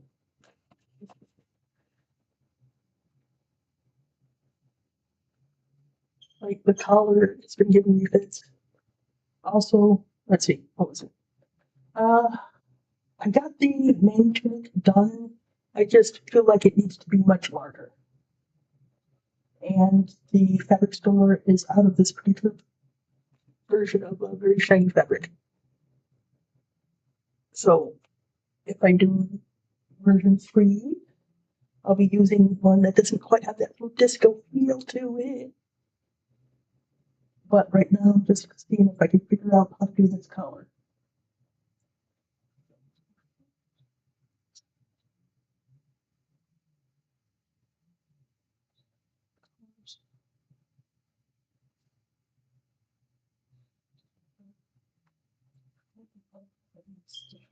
I think that's what it says.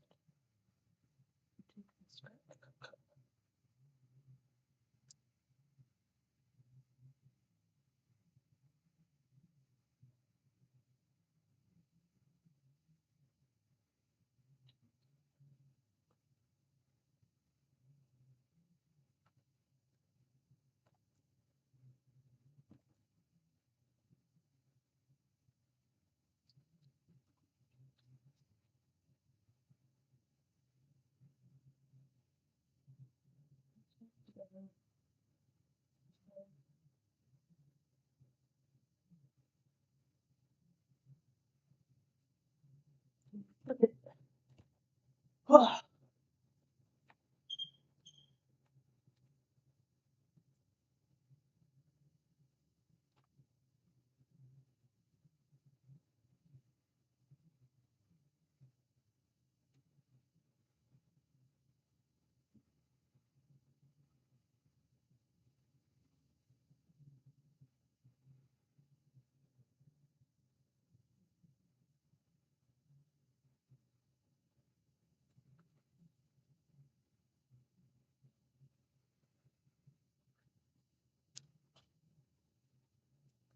It's just weird. You gotta, like I said, rediscovering ancient sewing techniques and expertise that they've learned years ago through trial and error. Or not rediscovering, but like learning it yourself.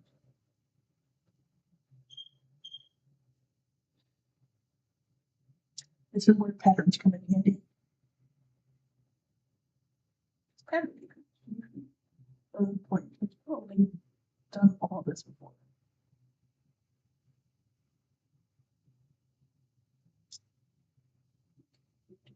Yes.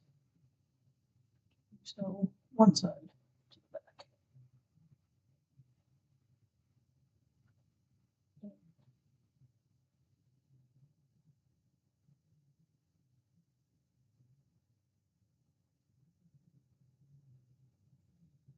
Then flip it. Cut it inside out. So the other to the side. That's it. Don't sew them one at a time.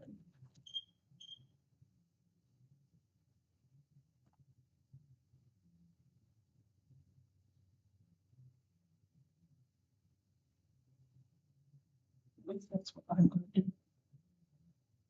It'll help me get rid of that nut, that weird sort of corner bit that is giving me bits. I may need to take. So when you're sewing around a loop, if you can see how I just took that off, this gap here, and it's for sewing circles. So you do that, and you kind of pop this in there, and basically it turns around like that. Yep.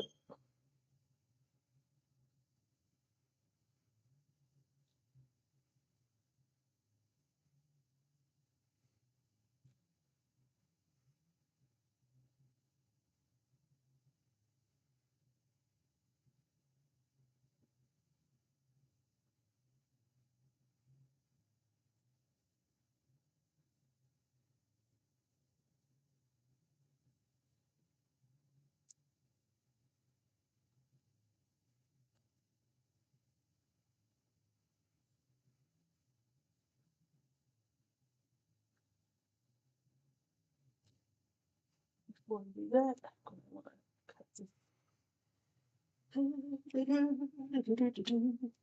Sounds about right. Yeah, pretty much.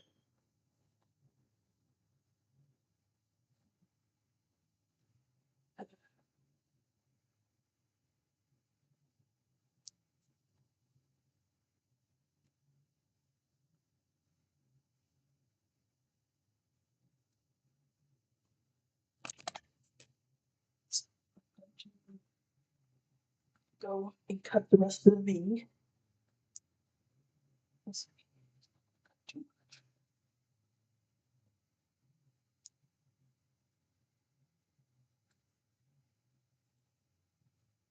Or not the rest of the V, more of the V.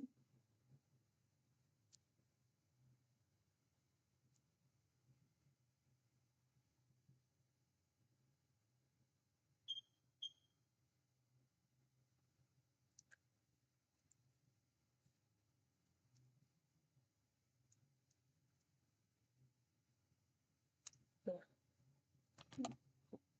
Okay, that's more extreme.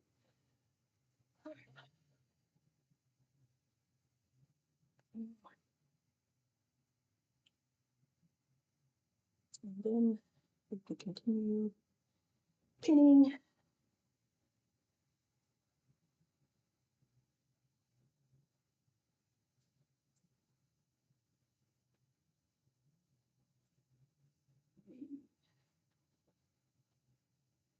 The collar.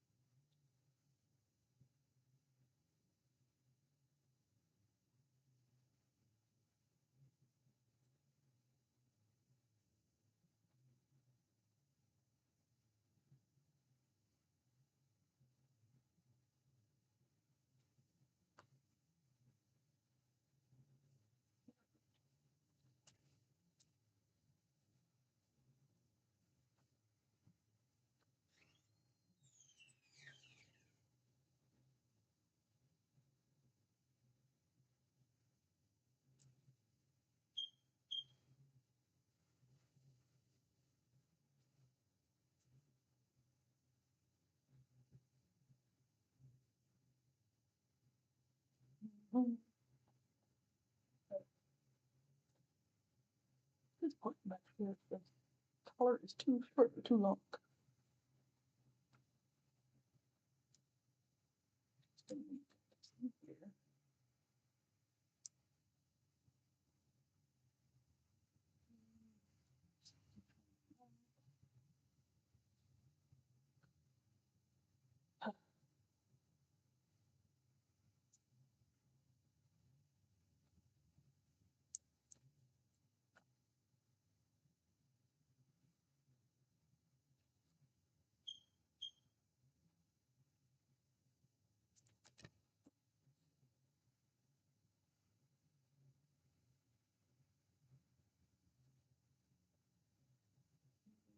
Oh, there.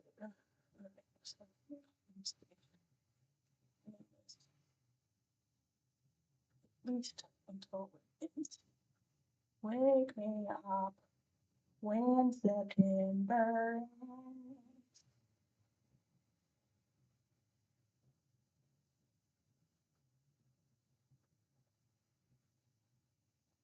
Do, do, do.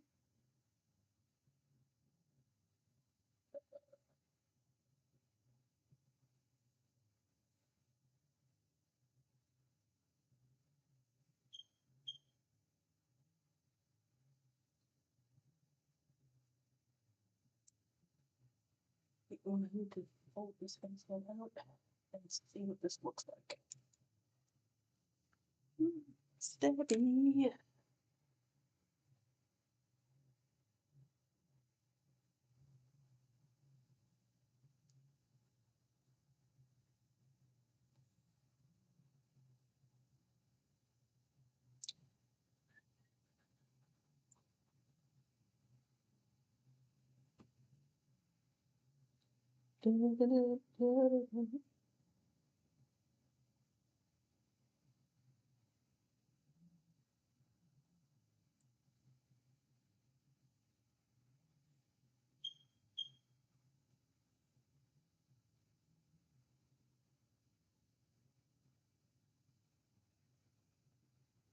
And I have to keep telling myself. Does it matter for something that no one is going to see but me?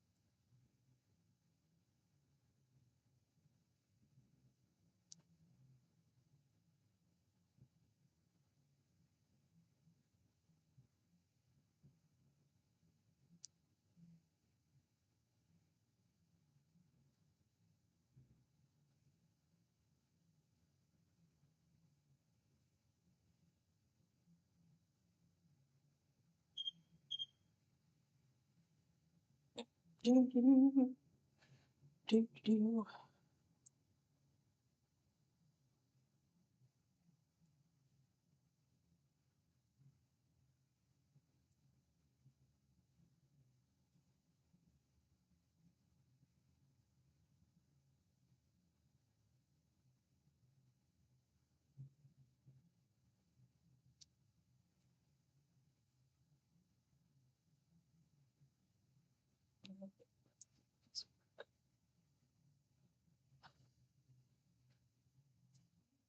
I'm not gonna worry about backstitching.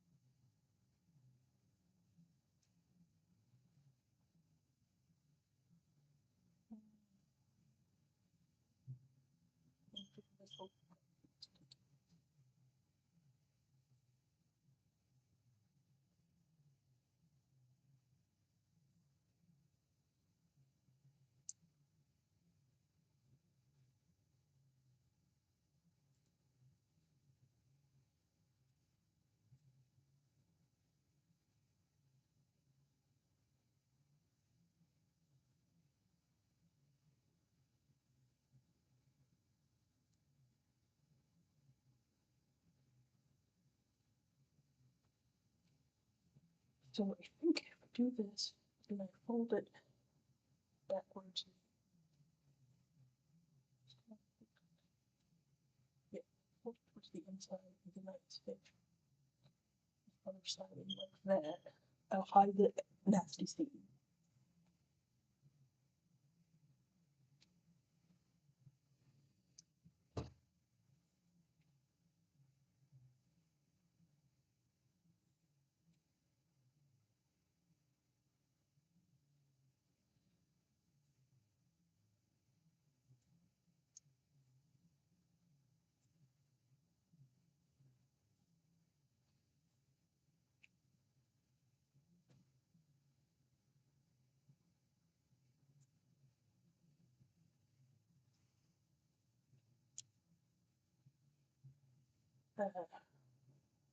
In the butt.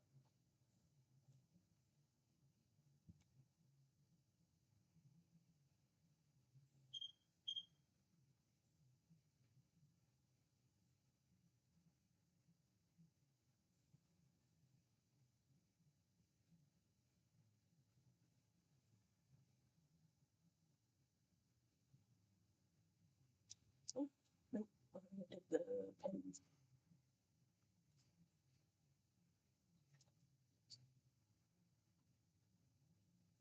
Oh, man.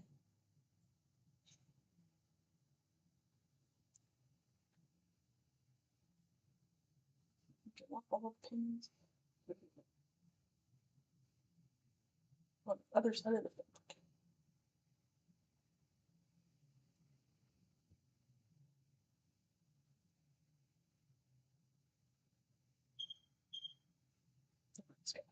And you're the one pin that's in the right.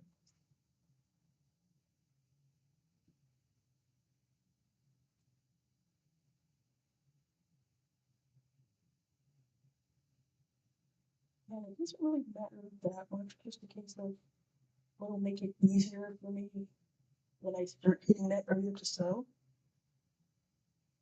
It's easier for me if I pull the pin out like this and trying to like, and if it's underneath the fabric, trying to go. Oh.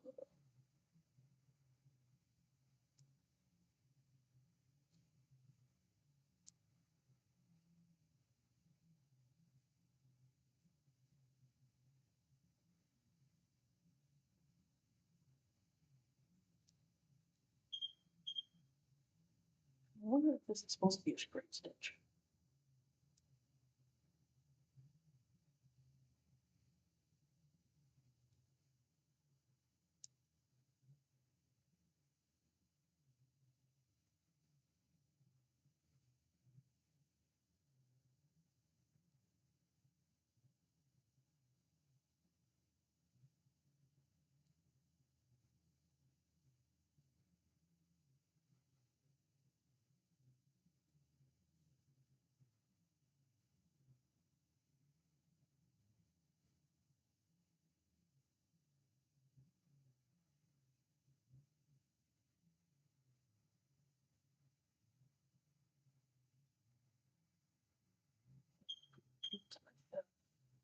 How much do I care about something? It's not like it's a moral thing. How much do it's fair? How much do I care about something? Most people are not going to see.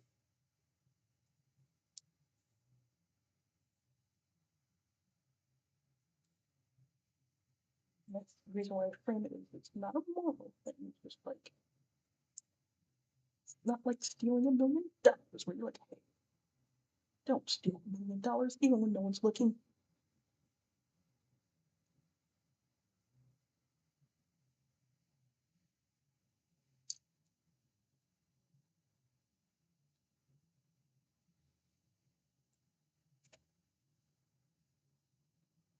It is literally about whether or not I did the seams on my collar correctly, using air quotes. Did I do the seams correctly? Or the collar correctly? No one's gonna know but me that it's jacked up.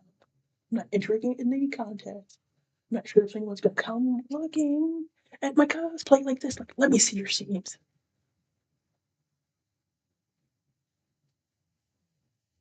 It's like, how dare you not stitch in the ditch?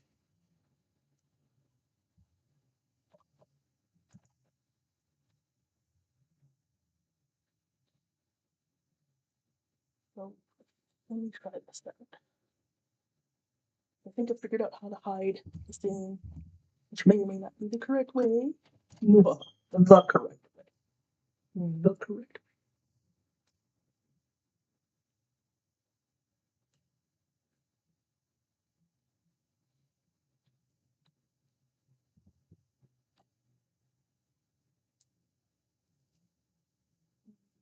We can do this with this.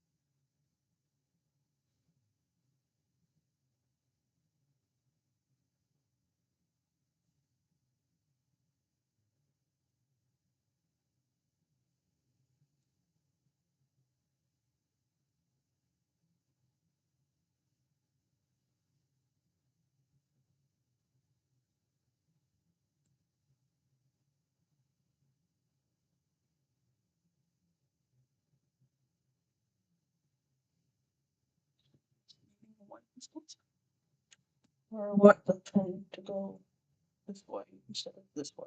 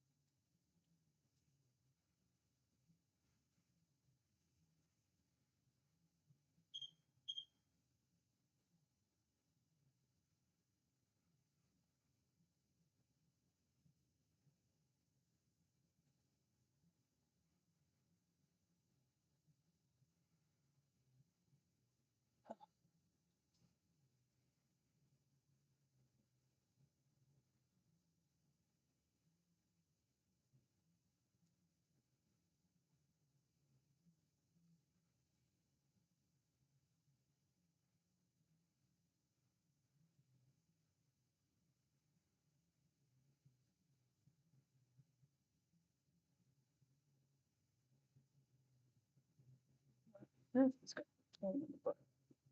There's like this little Y intersection here where the front, the side, and the collar meet. And I'm not sure. Oh, I just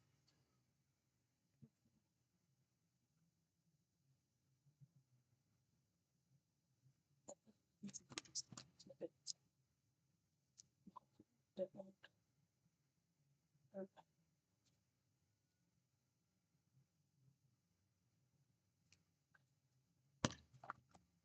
Like that just make my life a little easier. Hopefully.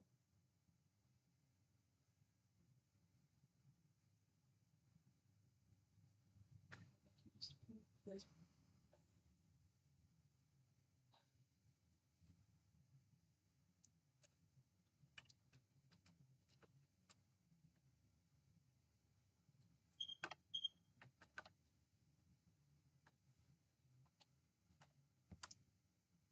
foot down. Forward.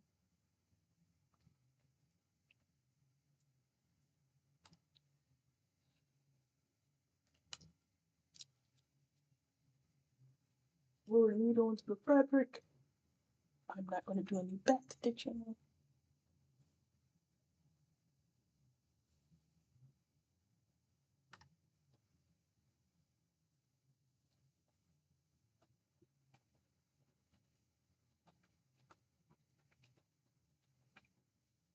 I'll put that behind. Let me put back.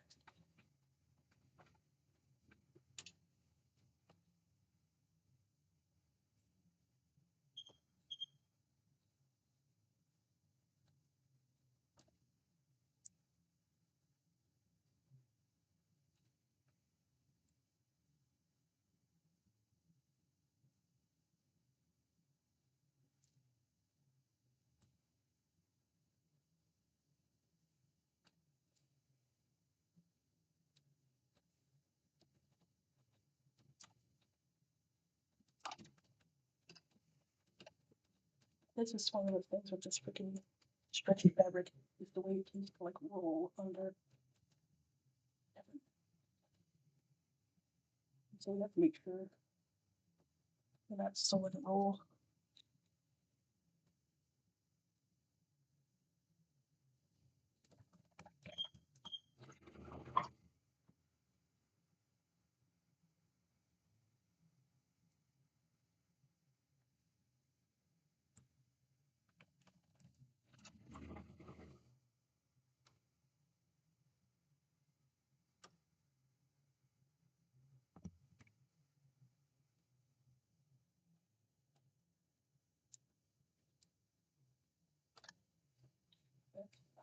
Wait.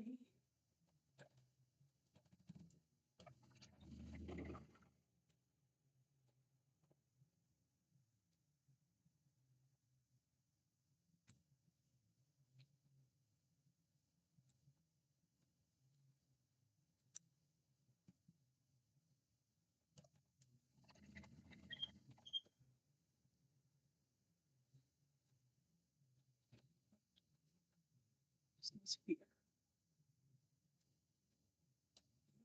Wait. Make sure I'm sewing 2 layers.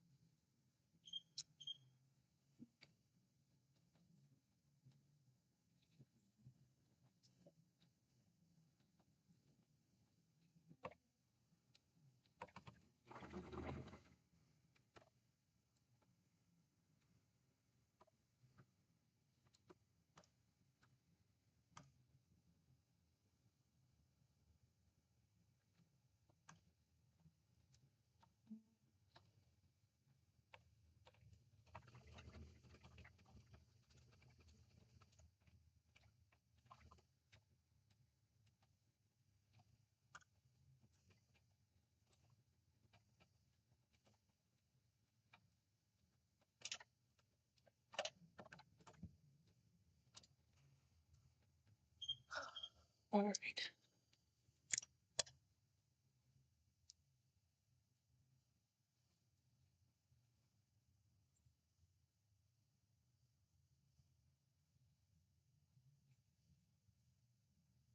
Then, oh, okay.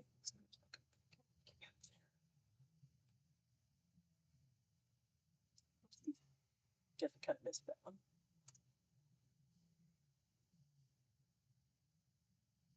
Oops.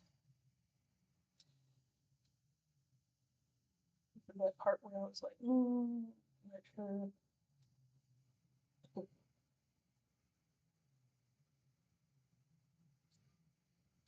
But that's definitely only her hairdresser knows the difference.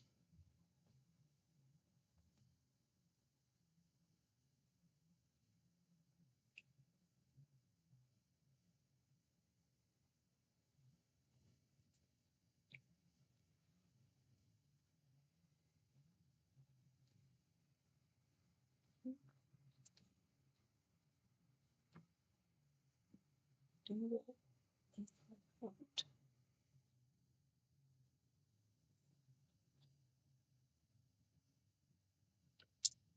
Then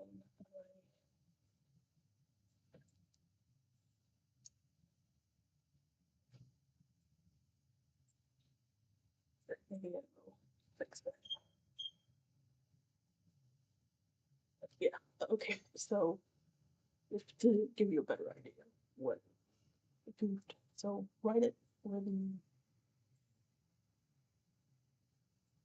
this and this meet. I forgot. I didn't sew it very well, and so now there's like this hole.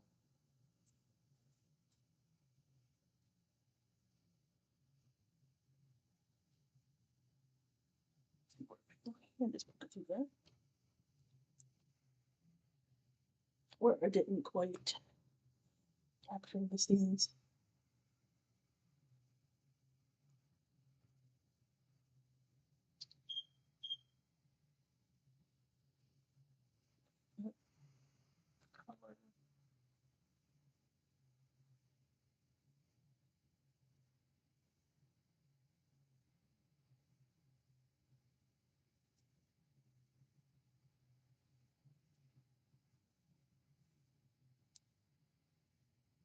So I'm just sew this right like that. Didn't.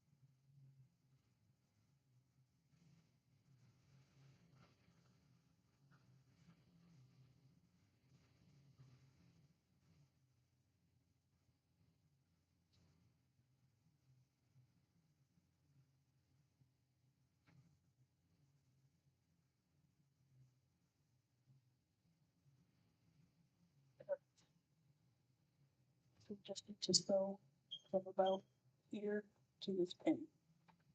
Close up that hole.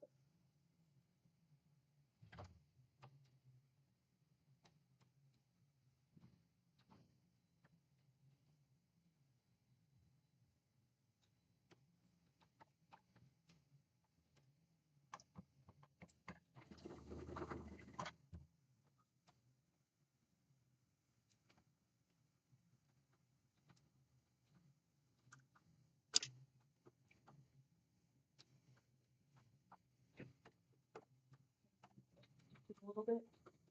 Do a little front.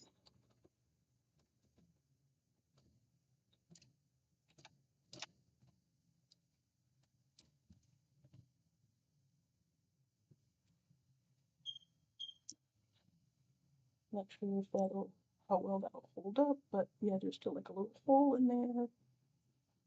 But sort of plan to fix it when I come back through and stitch this guy.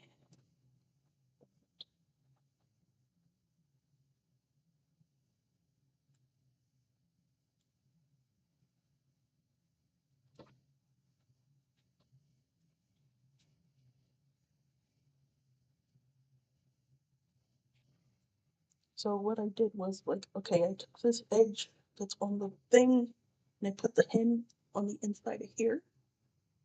And I look, there's some, I think I've seen some sewing patterns where they are like, okay, now you hand stitch that. I don't feel like doing that. Also, I think a little bit off center. So, but in the case of, I think I'm going to cover that climb up.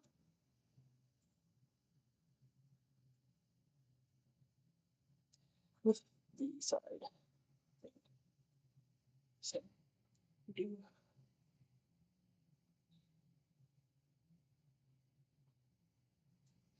I pin, I'm just going to pin this back this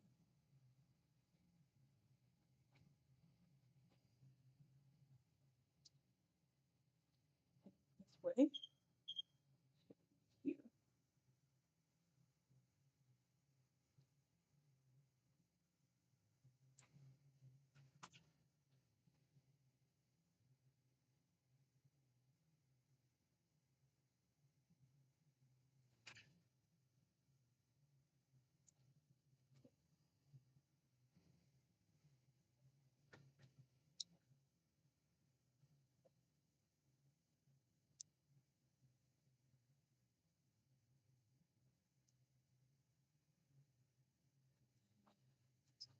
Start like right here, where the goof is.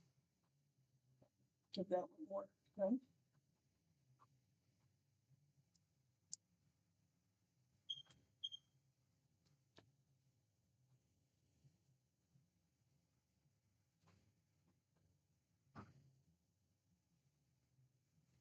So it's harder. It's a bit harder to see now. You can see there's like a place where it didn't quite catch the front of the shirt.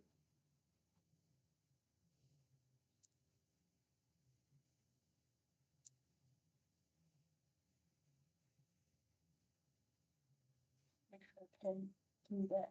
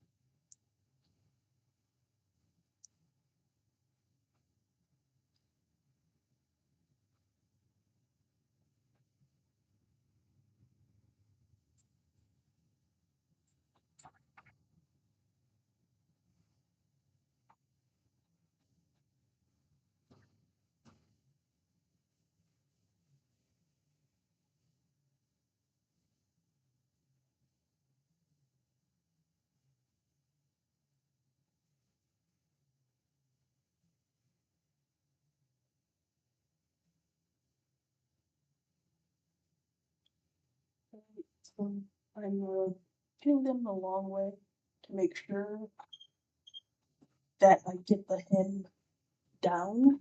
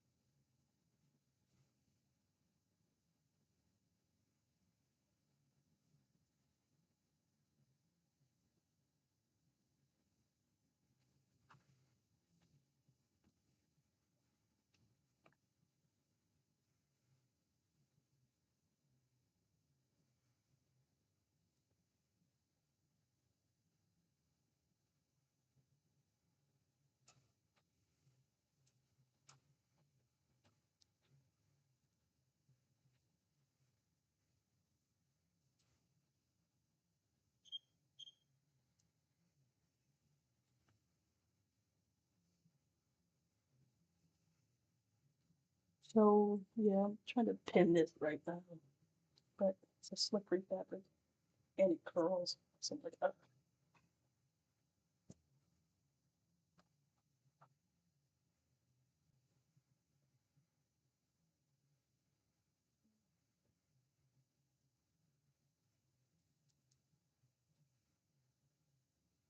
so what I may have to do is pin it where I can see it, and then go through and then pin it on the other side where I need to actually sew it. Because if I pin it on the other side like this, I'm not going to be able to remove these.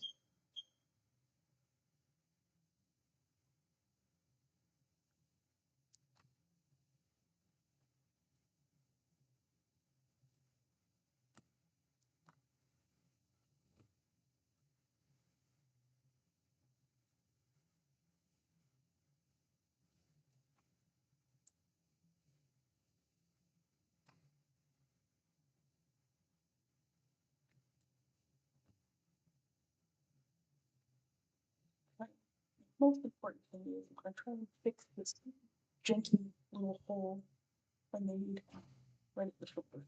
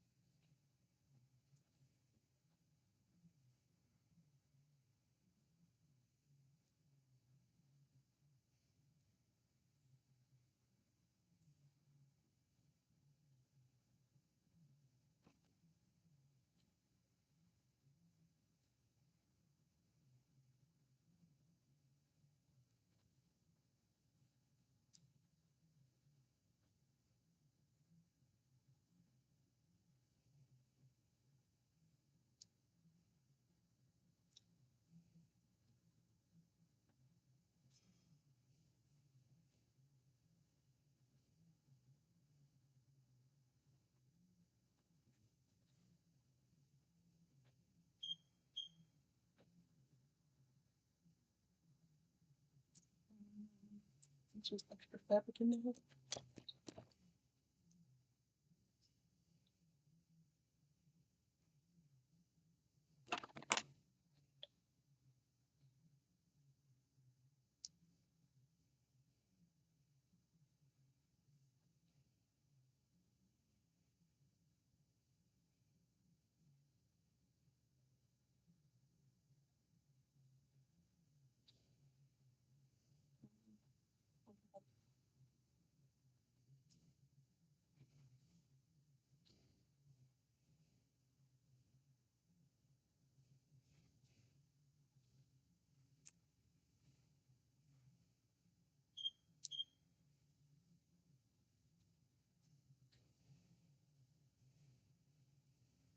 Consummate, consummate, consummate views, whispering things in sound.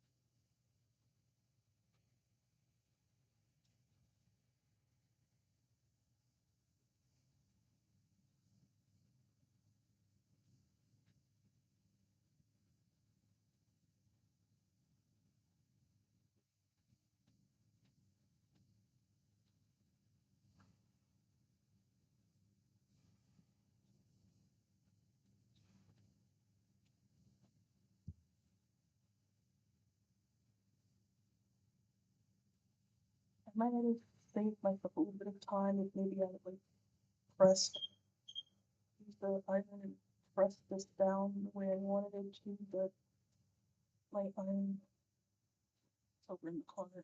But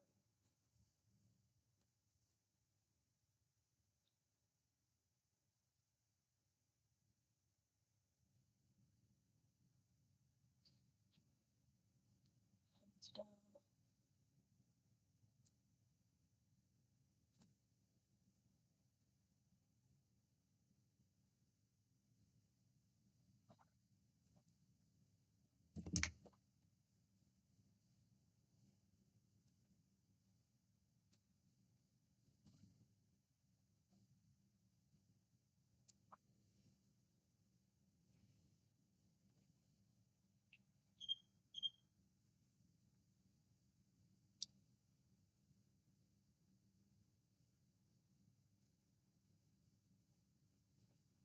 Mhm.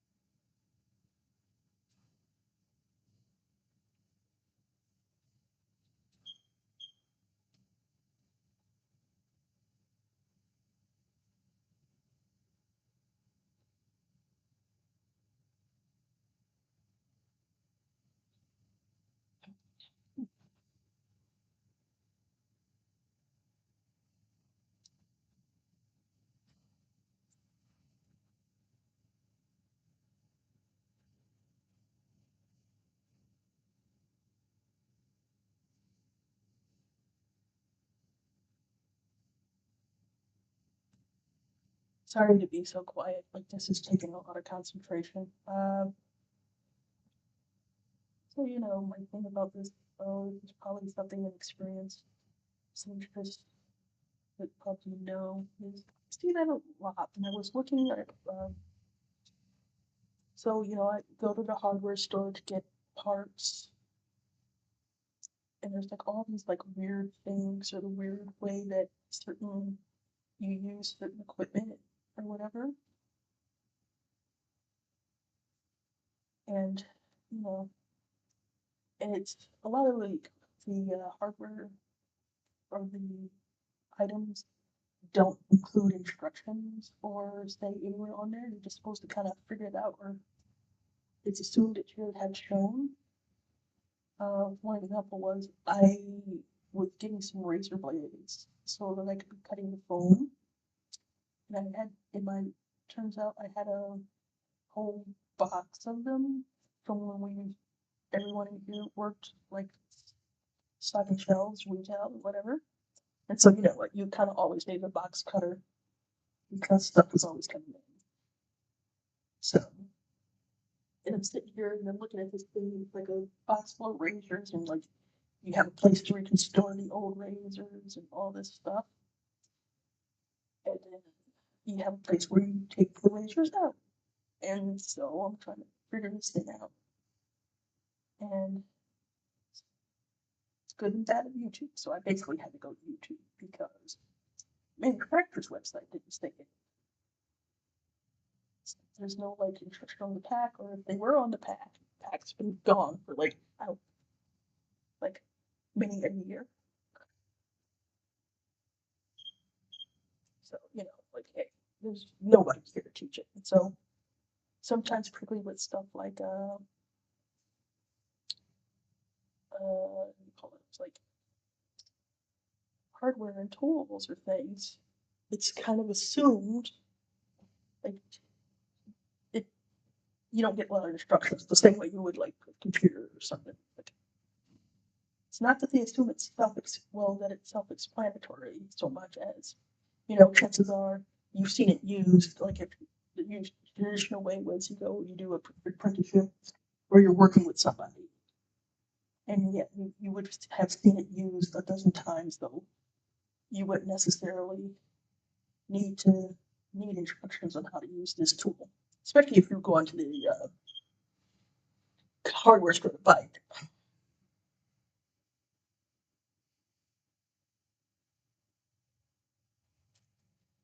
And I think when I first got onto YouTube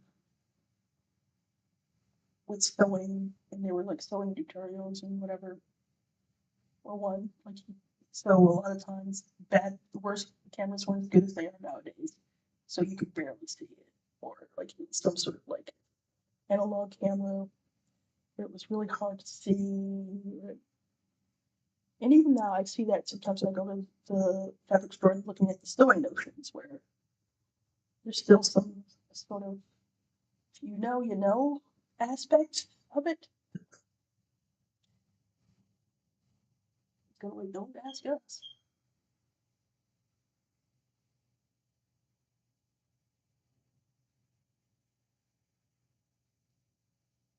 And particularly for something like sewing, I'm not sure if it's the same for hardware tools or whatever. They may be using the same drawings for the last 30 years. Where you're like, okay, so maybe someone knew it, or you're at the point where you started out.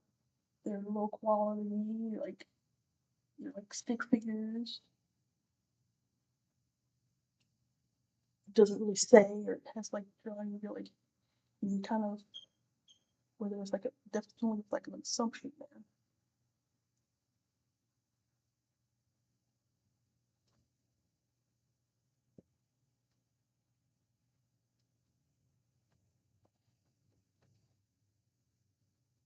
I'm gonna try this on. Hopefully I didn't hurt myself because the pins are on the outside. Let's take this off. It's sitting too long. So mostly what I'm doing is I'm pinning it. Just noticing that I probably didn't center it on the opening the best. So I'm trying to think how bad it's gonna look. Excuse me.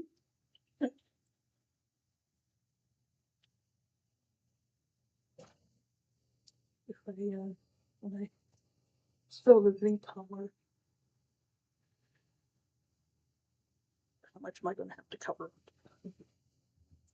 and if it'll look really janky. So this is the shirt I'm currently wearing. Little, make one of those fake shimmies here.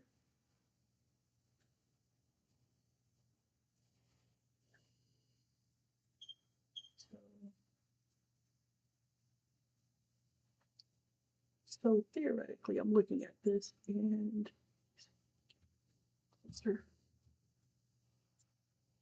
I probably could have just done it with this and just made like a this little thing here. I just if I extended the collar more, and then here's where I cut the tunic up the front, and now because my mind I've been thinking about this little flap here, how just cut it. Now you can cut this material out, which is what I may do. Then or left it in there, particularly here where I ended the collar short. And if I maybe made this the back collar longer, maybe came out here. I have a flap here. There's that little V shape we're going for.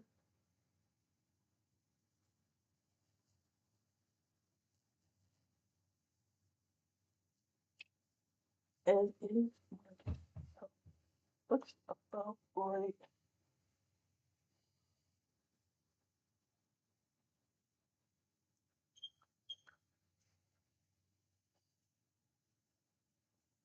Color did there. I think I cut some off. We're gonna see it.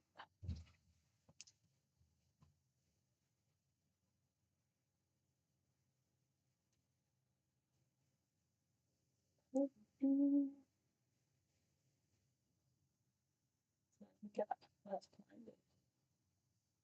I'm wearing black on black. You can't see stuff.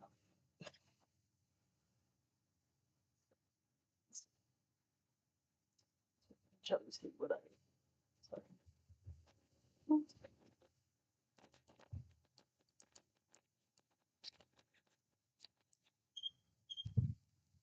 My bad. Or you can see here.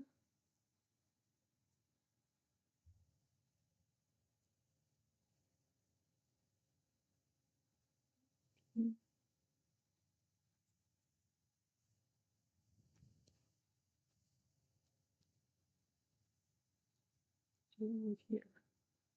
This is where this collar ended. This is where the collar just so ended, and it is where I cut the V in the center, and they do not line up, which I kind of expected they wouldn't. They probably should cut that out. But here's the other side, which is technically supposed to be the same sort of deal. They end more or less in the same spot, which means I either didn't center the actual collar when I tied it, or the cut wasn't centered.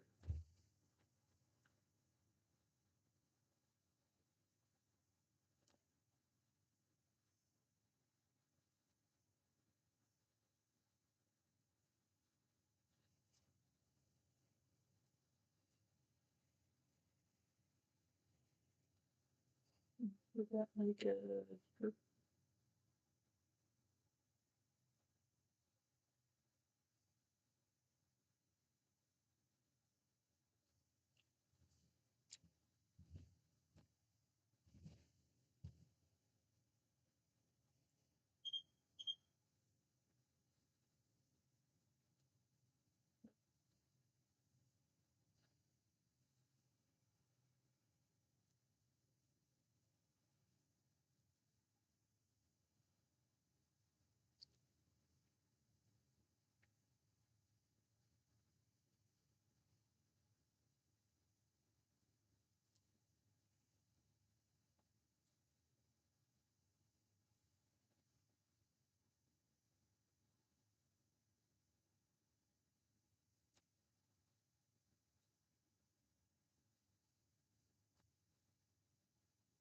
Did I do all that pinning only to realize it would have been better if I pinned it this way?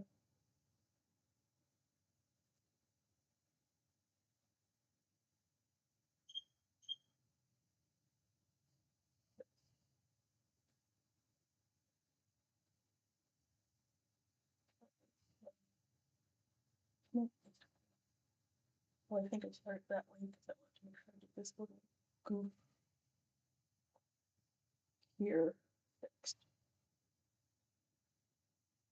This way makes it a lot easier for me to make sure that I'm getting the scene down.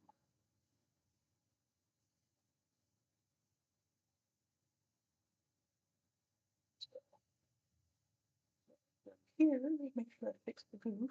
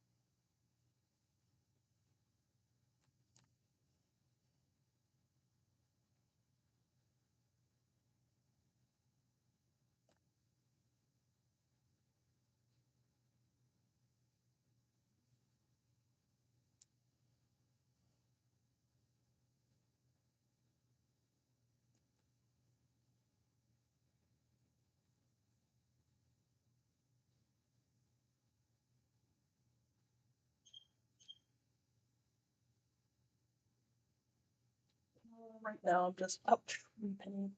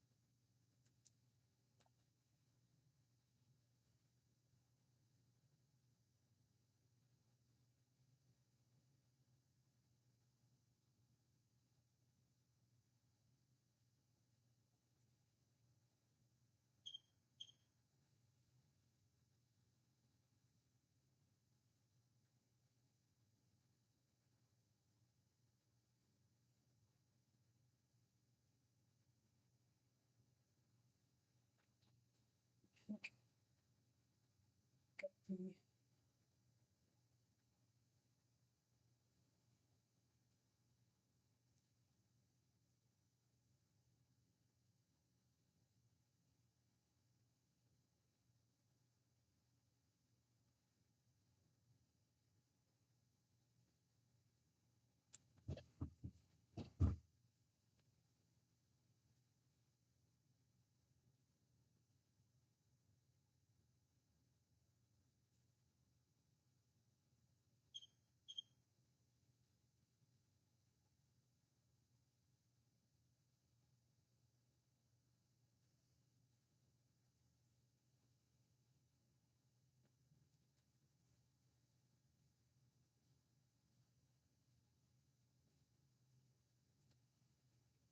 about Stubby Stubby.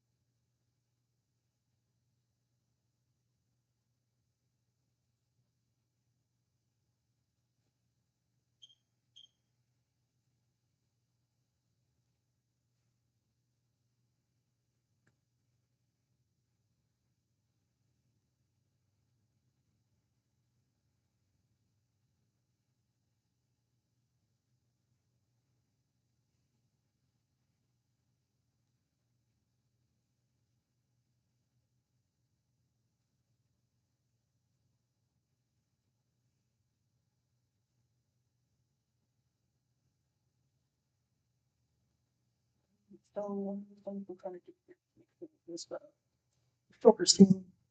Since I'm stitching over it, trying to make it sure it goes towards the back.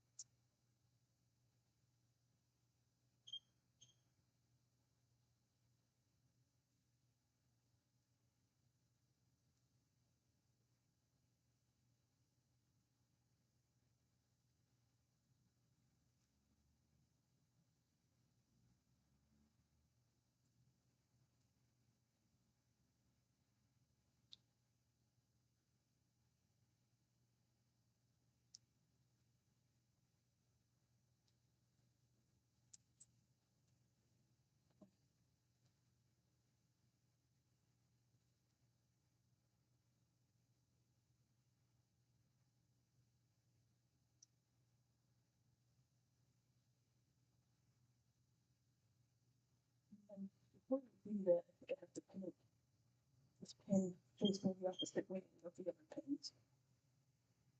Still the same side, just facing the opposite way to make sure that the pin catches.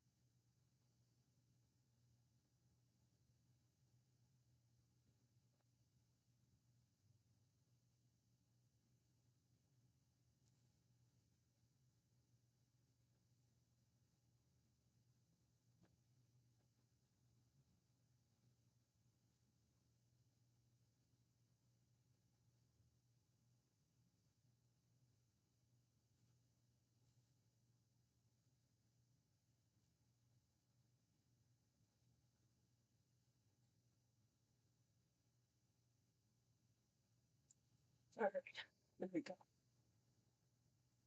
So here, we're going back here. There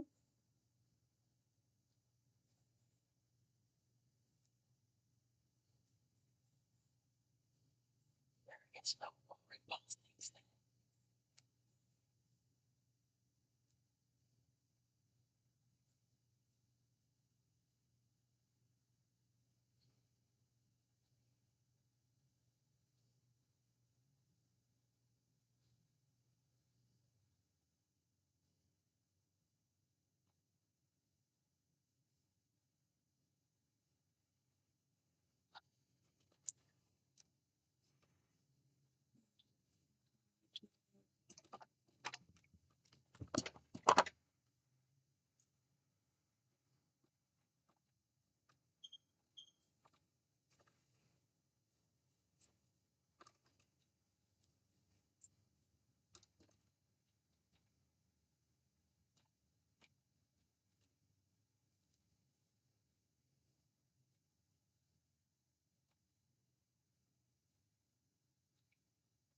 there.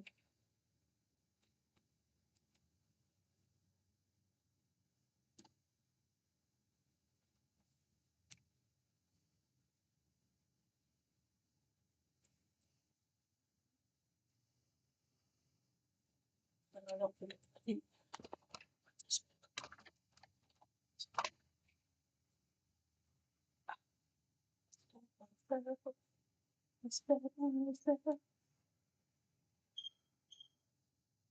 I don't want anybody else, but when I'm still, oh, it's a, when I'm throwing out such dead myself.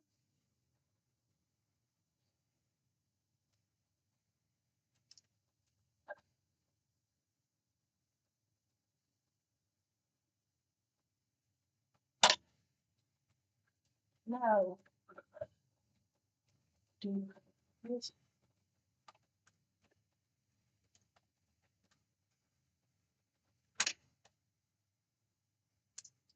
Oh, I got grief. Damn it, I hate that.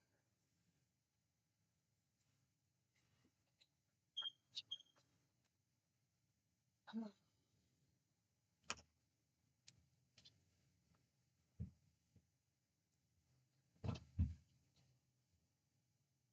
good.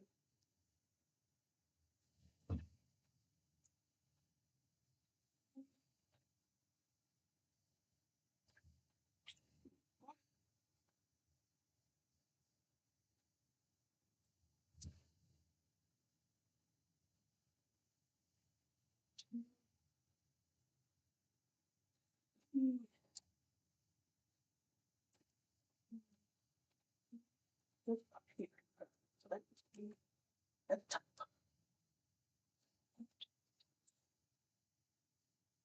1, 2,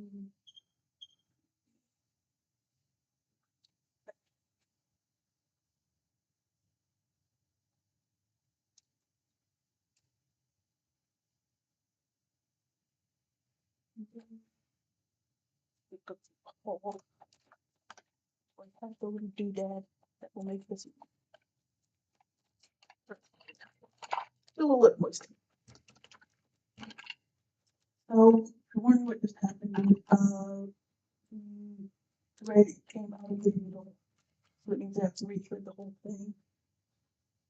So, I have to do the thing that I hate the most, which is thread the needle. Yet another thing where it seems to go without saying, like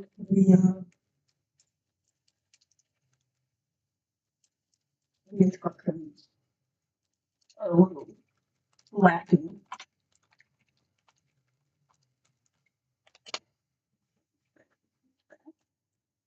I was hoping it had a little dot shouting, just like this little wire thing. That's the other thing. Like when you're older, you're like, there's all these weird things hanging out in your parents' or grandparents' house, the thimbles, the tomatoes, or whatever. You're like, what are these things? There's so many of them. There's this one. It's like little thin metal thing that's like a little wire. So I found out what it was. It's you put your wire through, and it perfectly goes through the eye of the needle. It allows you to thread the eye of the needle without doing what I'm gonna have to do now.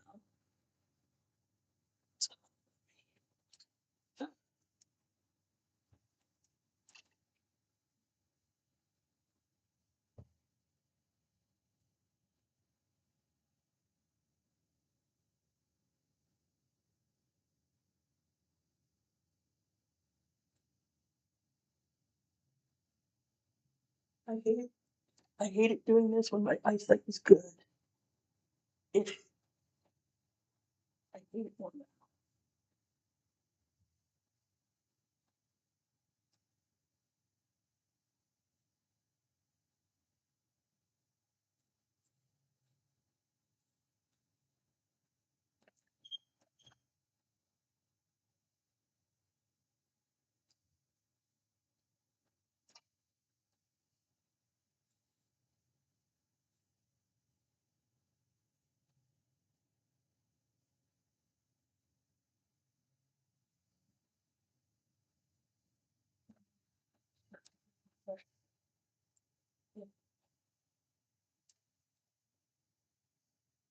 Because one of the things that makes this so difficult is that, you know, a thread is made up of individual fibers, and sometimes because of the size of the hole, like if there's like an extra little fiber there, it can make it can stop the whole thing from threading if you miss that it's not going into the hole.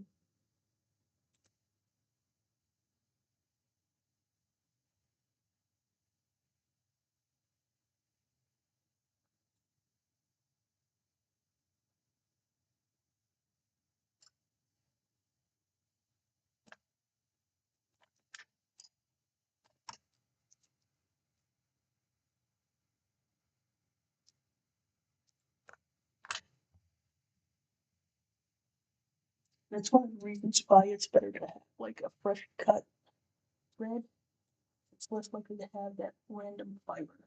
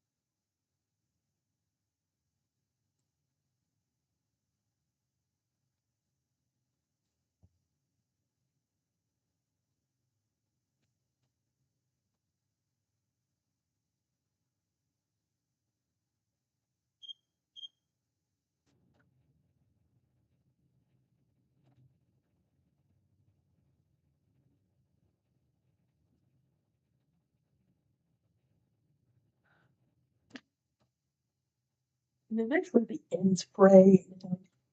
You get what I just had happen twice. Where a couple of the fibers go in, the ends too frayed, and so basically you get part of it to go through, and you know, have to reach around the back there and pull it through because you can't push it through because the end is frayed.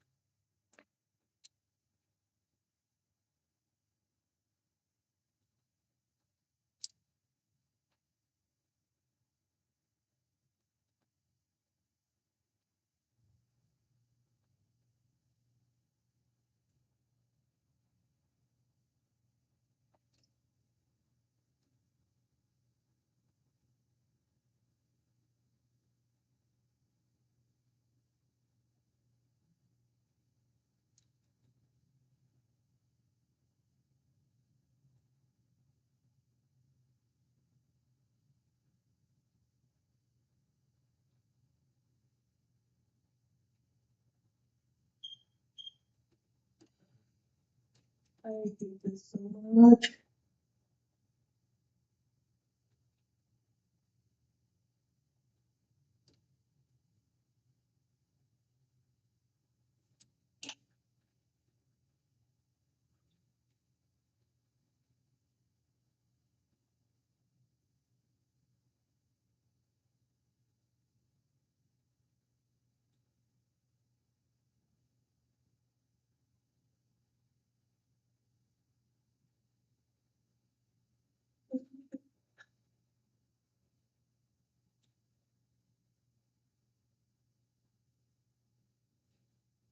I think I got it.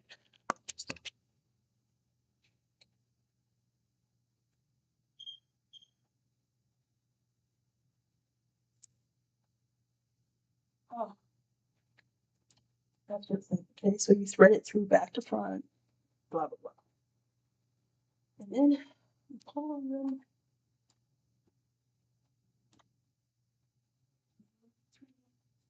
Raise the press foot. And threads to the back.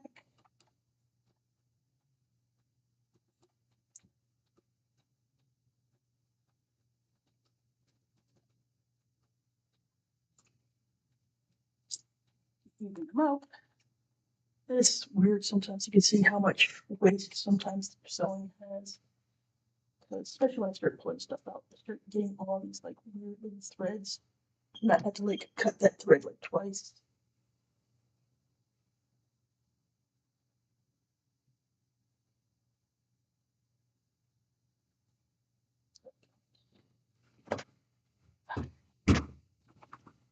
Before I get too far, let me just double check. Got this little manual here.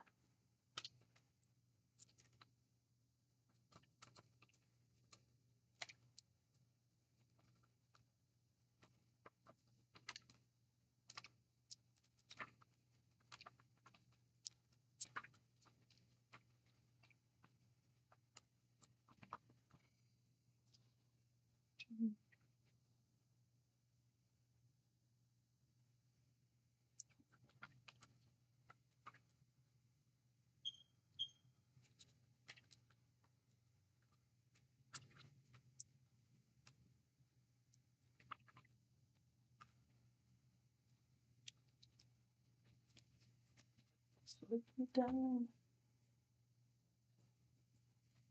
So yeah. So go here, you go around, down. Oh, was I supposed to thread it? No? Okay. Bring it to the front. And then thread it front to back. And then trim.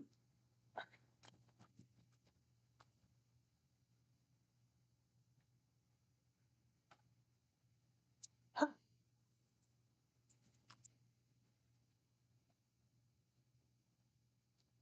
So this was another case of, like I said, these drawings are probably 20 or 30 years old. And it's assuming nowadays you'll actually get a manual and not just be pointed to a website. So I kind of can get this one.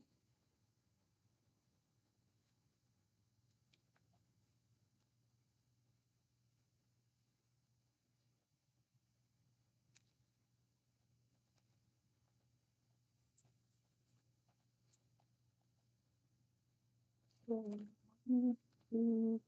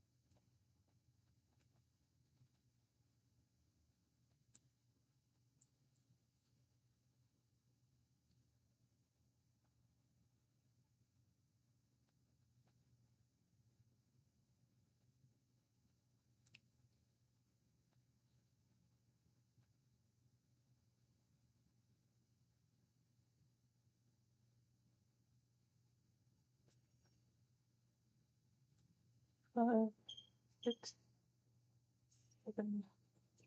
All right. Ah. So here we go. Here's this sewing kit that I got years ago from like Target.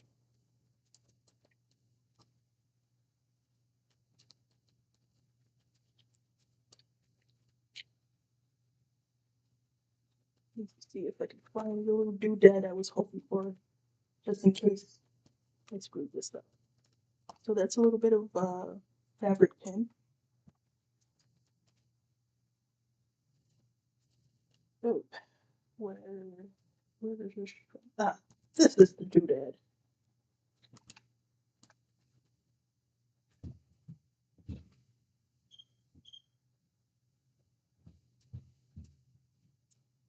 This little thing here.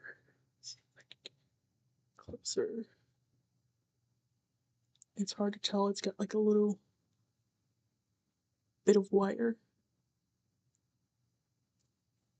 right at the end, at the tip here. And what you do is, see, it crosses over itself. You put your thread through it, and then it's really, really tiny, so it can actually go through the eye of the needle. And so you basically, it punches through, takes the thread with it, and then you pull it off on the other side. Pull the thread out on the other side, and you pull this back out. So like I said, this is another case of something, I used to see around my house, sewing kits and stuff, and like, the thimble, of course you knew. If you played Monopoly, you think you knew what it was for, you wasn't really sure. Like, I guess it's so when you're sewing, you don't jab yourself with a finger.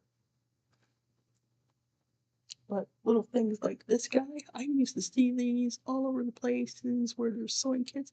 Had no idea what it did.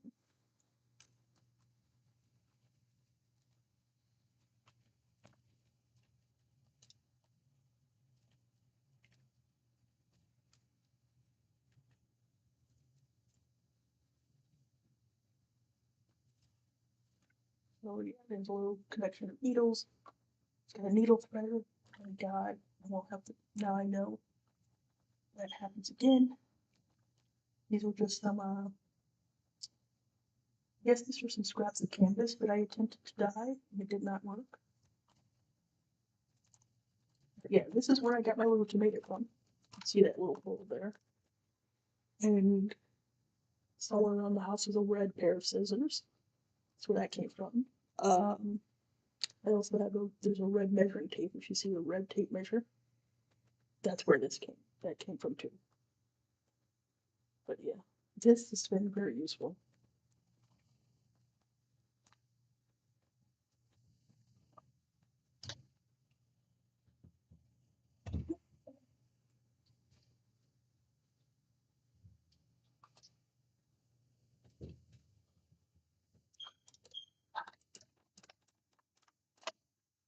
Now,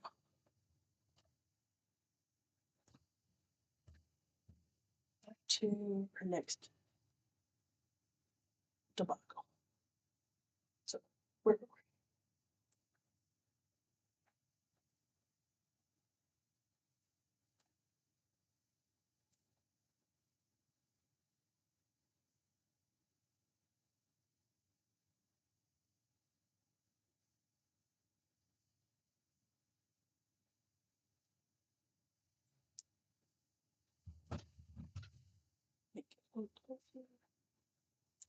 All right, back to I was here, lowering the presser foot.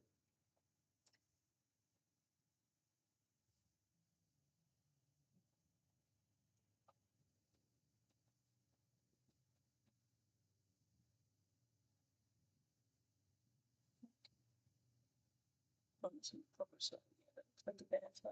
It's different than this, which is right here. Hoo-ah.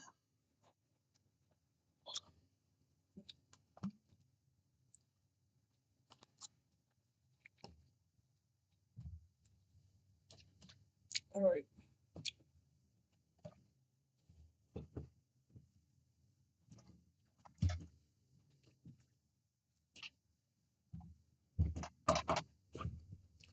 adjusting my treadle. Alright. So press it's lowered, then you go into the thread, 2 stitches, back stitch.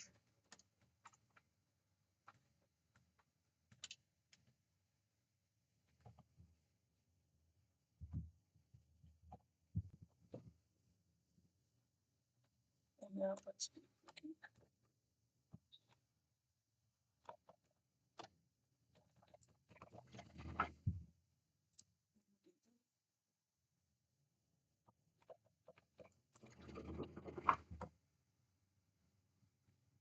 and now I'm trying not to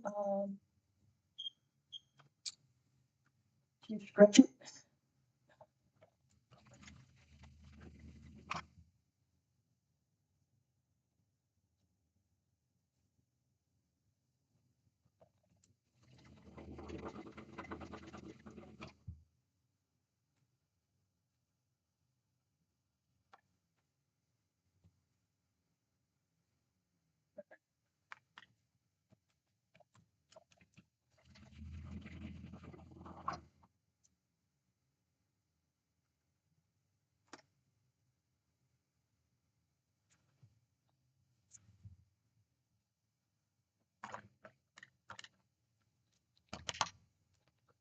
Done.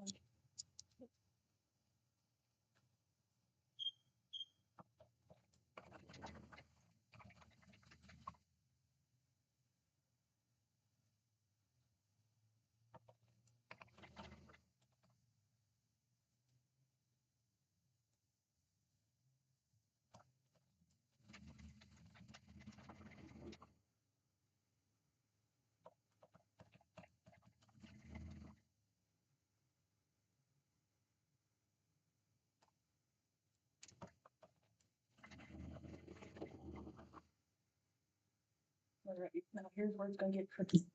This is where that weird hole slash bump is. Go slow.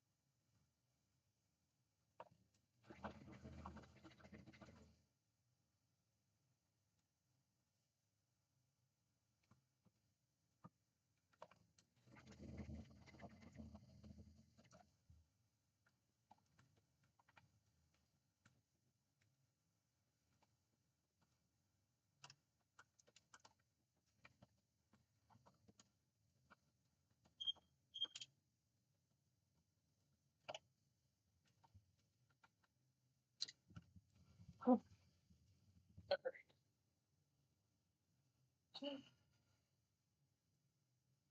So I mostly caught that weird little dinkus there.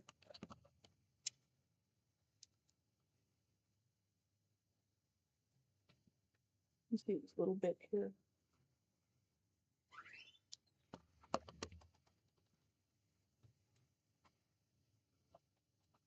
And now maybe you can see a little bit better what I was talking about. See how it kind of it hits. It's lined up here, but it's not lined up here.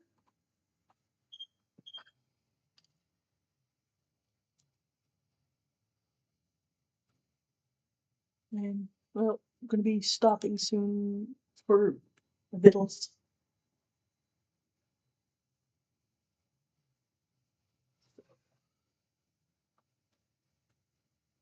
This always takes way more time than I thought.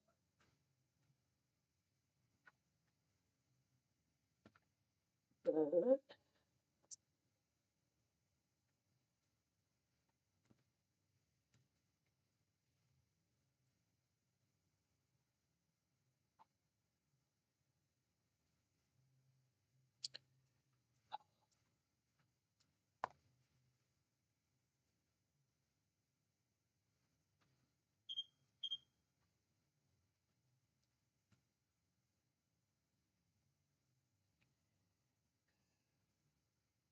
So it's like, yeah,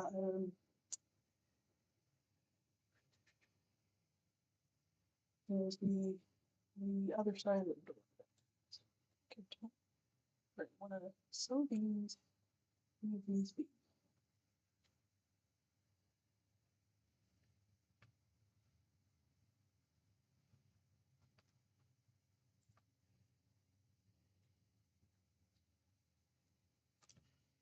I'm gonna try this on.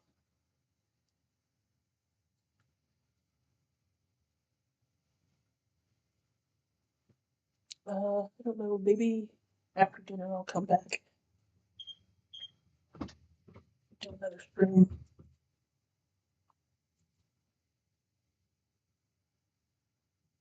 But I sort of like the back of this color now better than I like the other one. You still can't quite see it because, well, it's black on black. But at least it's like, it's double layered, and so now it folds flat.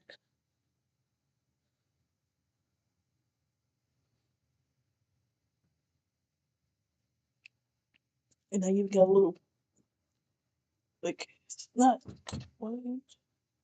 I got a little standage going.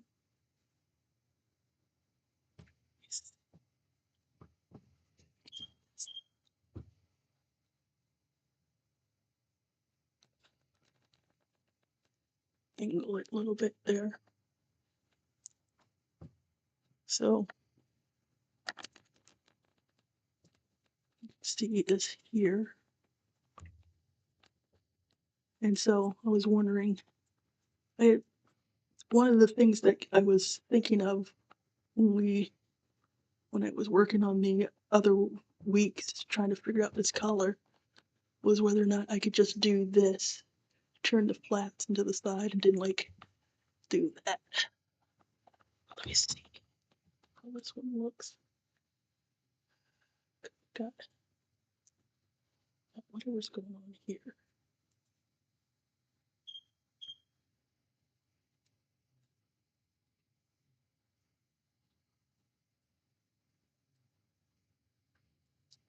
Oh, gee. It's looking good. Yeah, let's see. So, yeah. So, I kind of, these freaking double lapels on this freaking tunic are the goddamn worst. I think that more than anything, like the sleeves were a bother, but I kind of got the principle of the sleeves. Trying to figure out these damn lapels, double lapels. I've heard it called a different color, like bowling shirt color, whatever it is. That's the other thing. Trying to figure out what it was called. And yes, thank you, Base.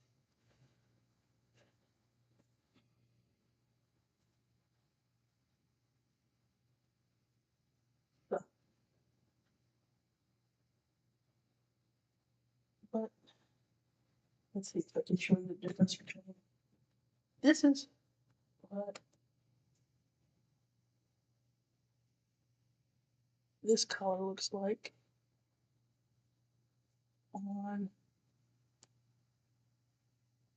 this shirt. That's the inside. And here's what it looks like on the right side, where it's good on the good side. There's a little, still a little hoo-ha going on there.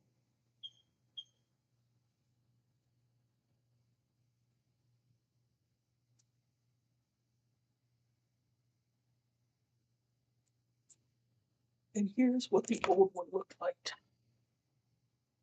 Now this is the outside of the shirt. So this is what it looks like on the underside. Like it's like one layer. This is the wrong side of the collar, so it's only one layer on the collar. So you can see there's the seam.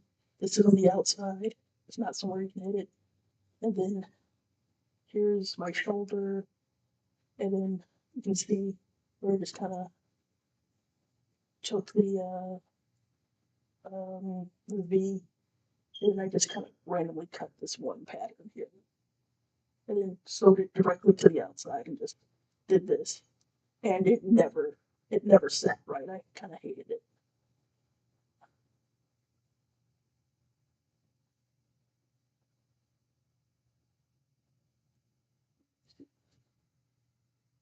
So when like they were tiny, they were floppy, they weren't double sided, they weren't very good. So it definitely looks better than that. And this is what it looks like. What I was trying to have it look like. Yeah, just kind of poke there.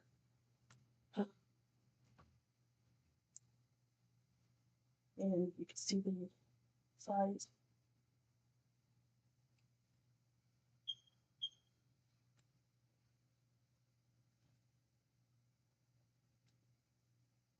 And if you see the size of this lapel compared to this one. So you could barely see it, it kind of flopped around, it looked kind of junk.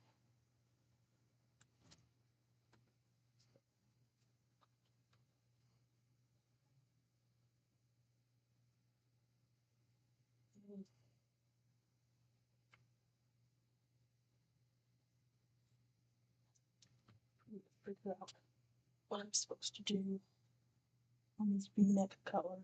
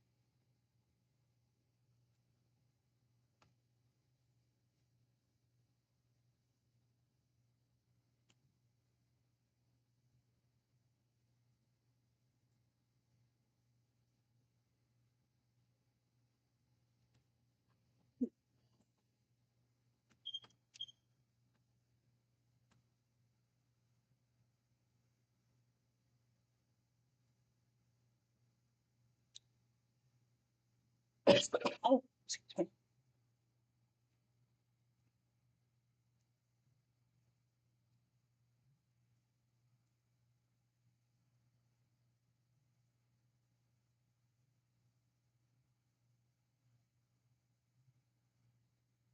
So,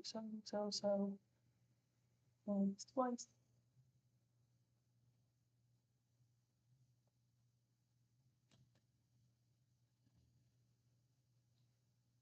Yep, so here, I don't know how to, um,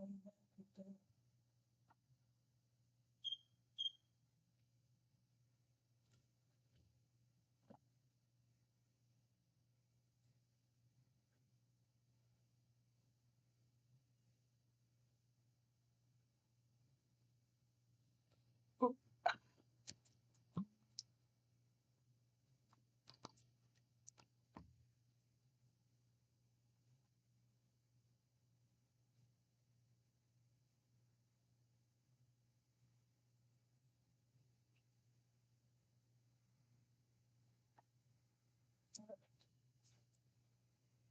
do,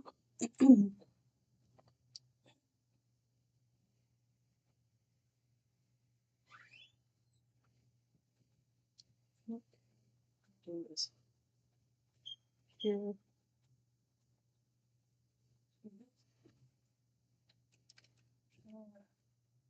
that, did I flip it inside out? Like, this is why you want to first.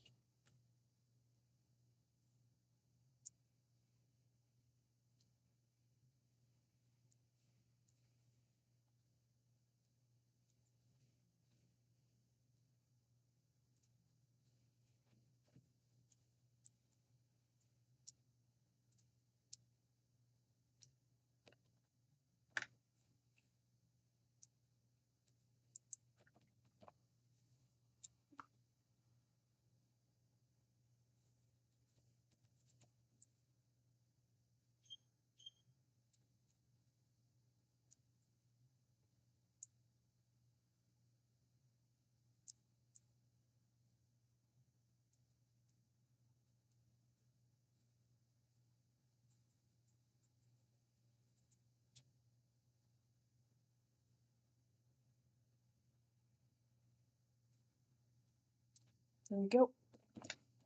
I'll get those. So now those in.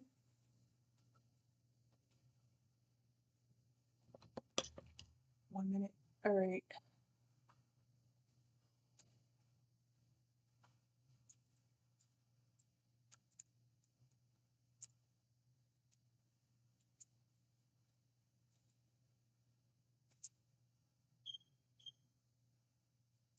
So looks like I won't get to this until after dinner. I'll probably be back in a few, maybe in an hour or two. So let's see, I'll sign off for now.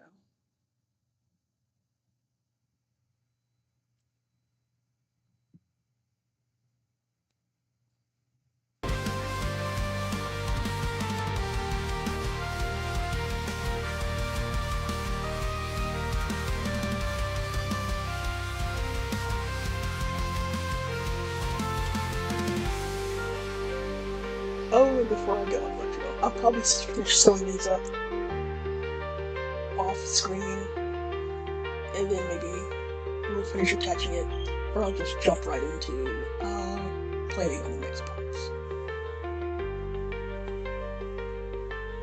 Thank you everyone for showing up. I love you. And swiftness isn't about me. It's not me. It's the things we do.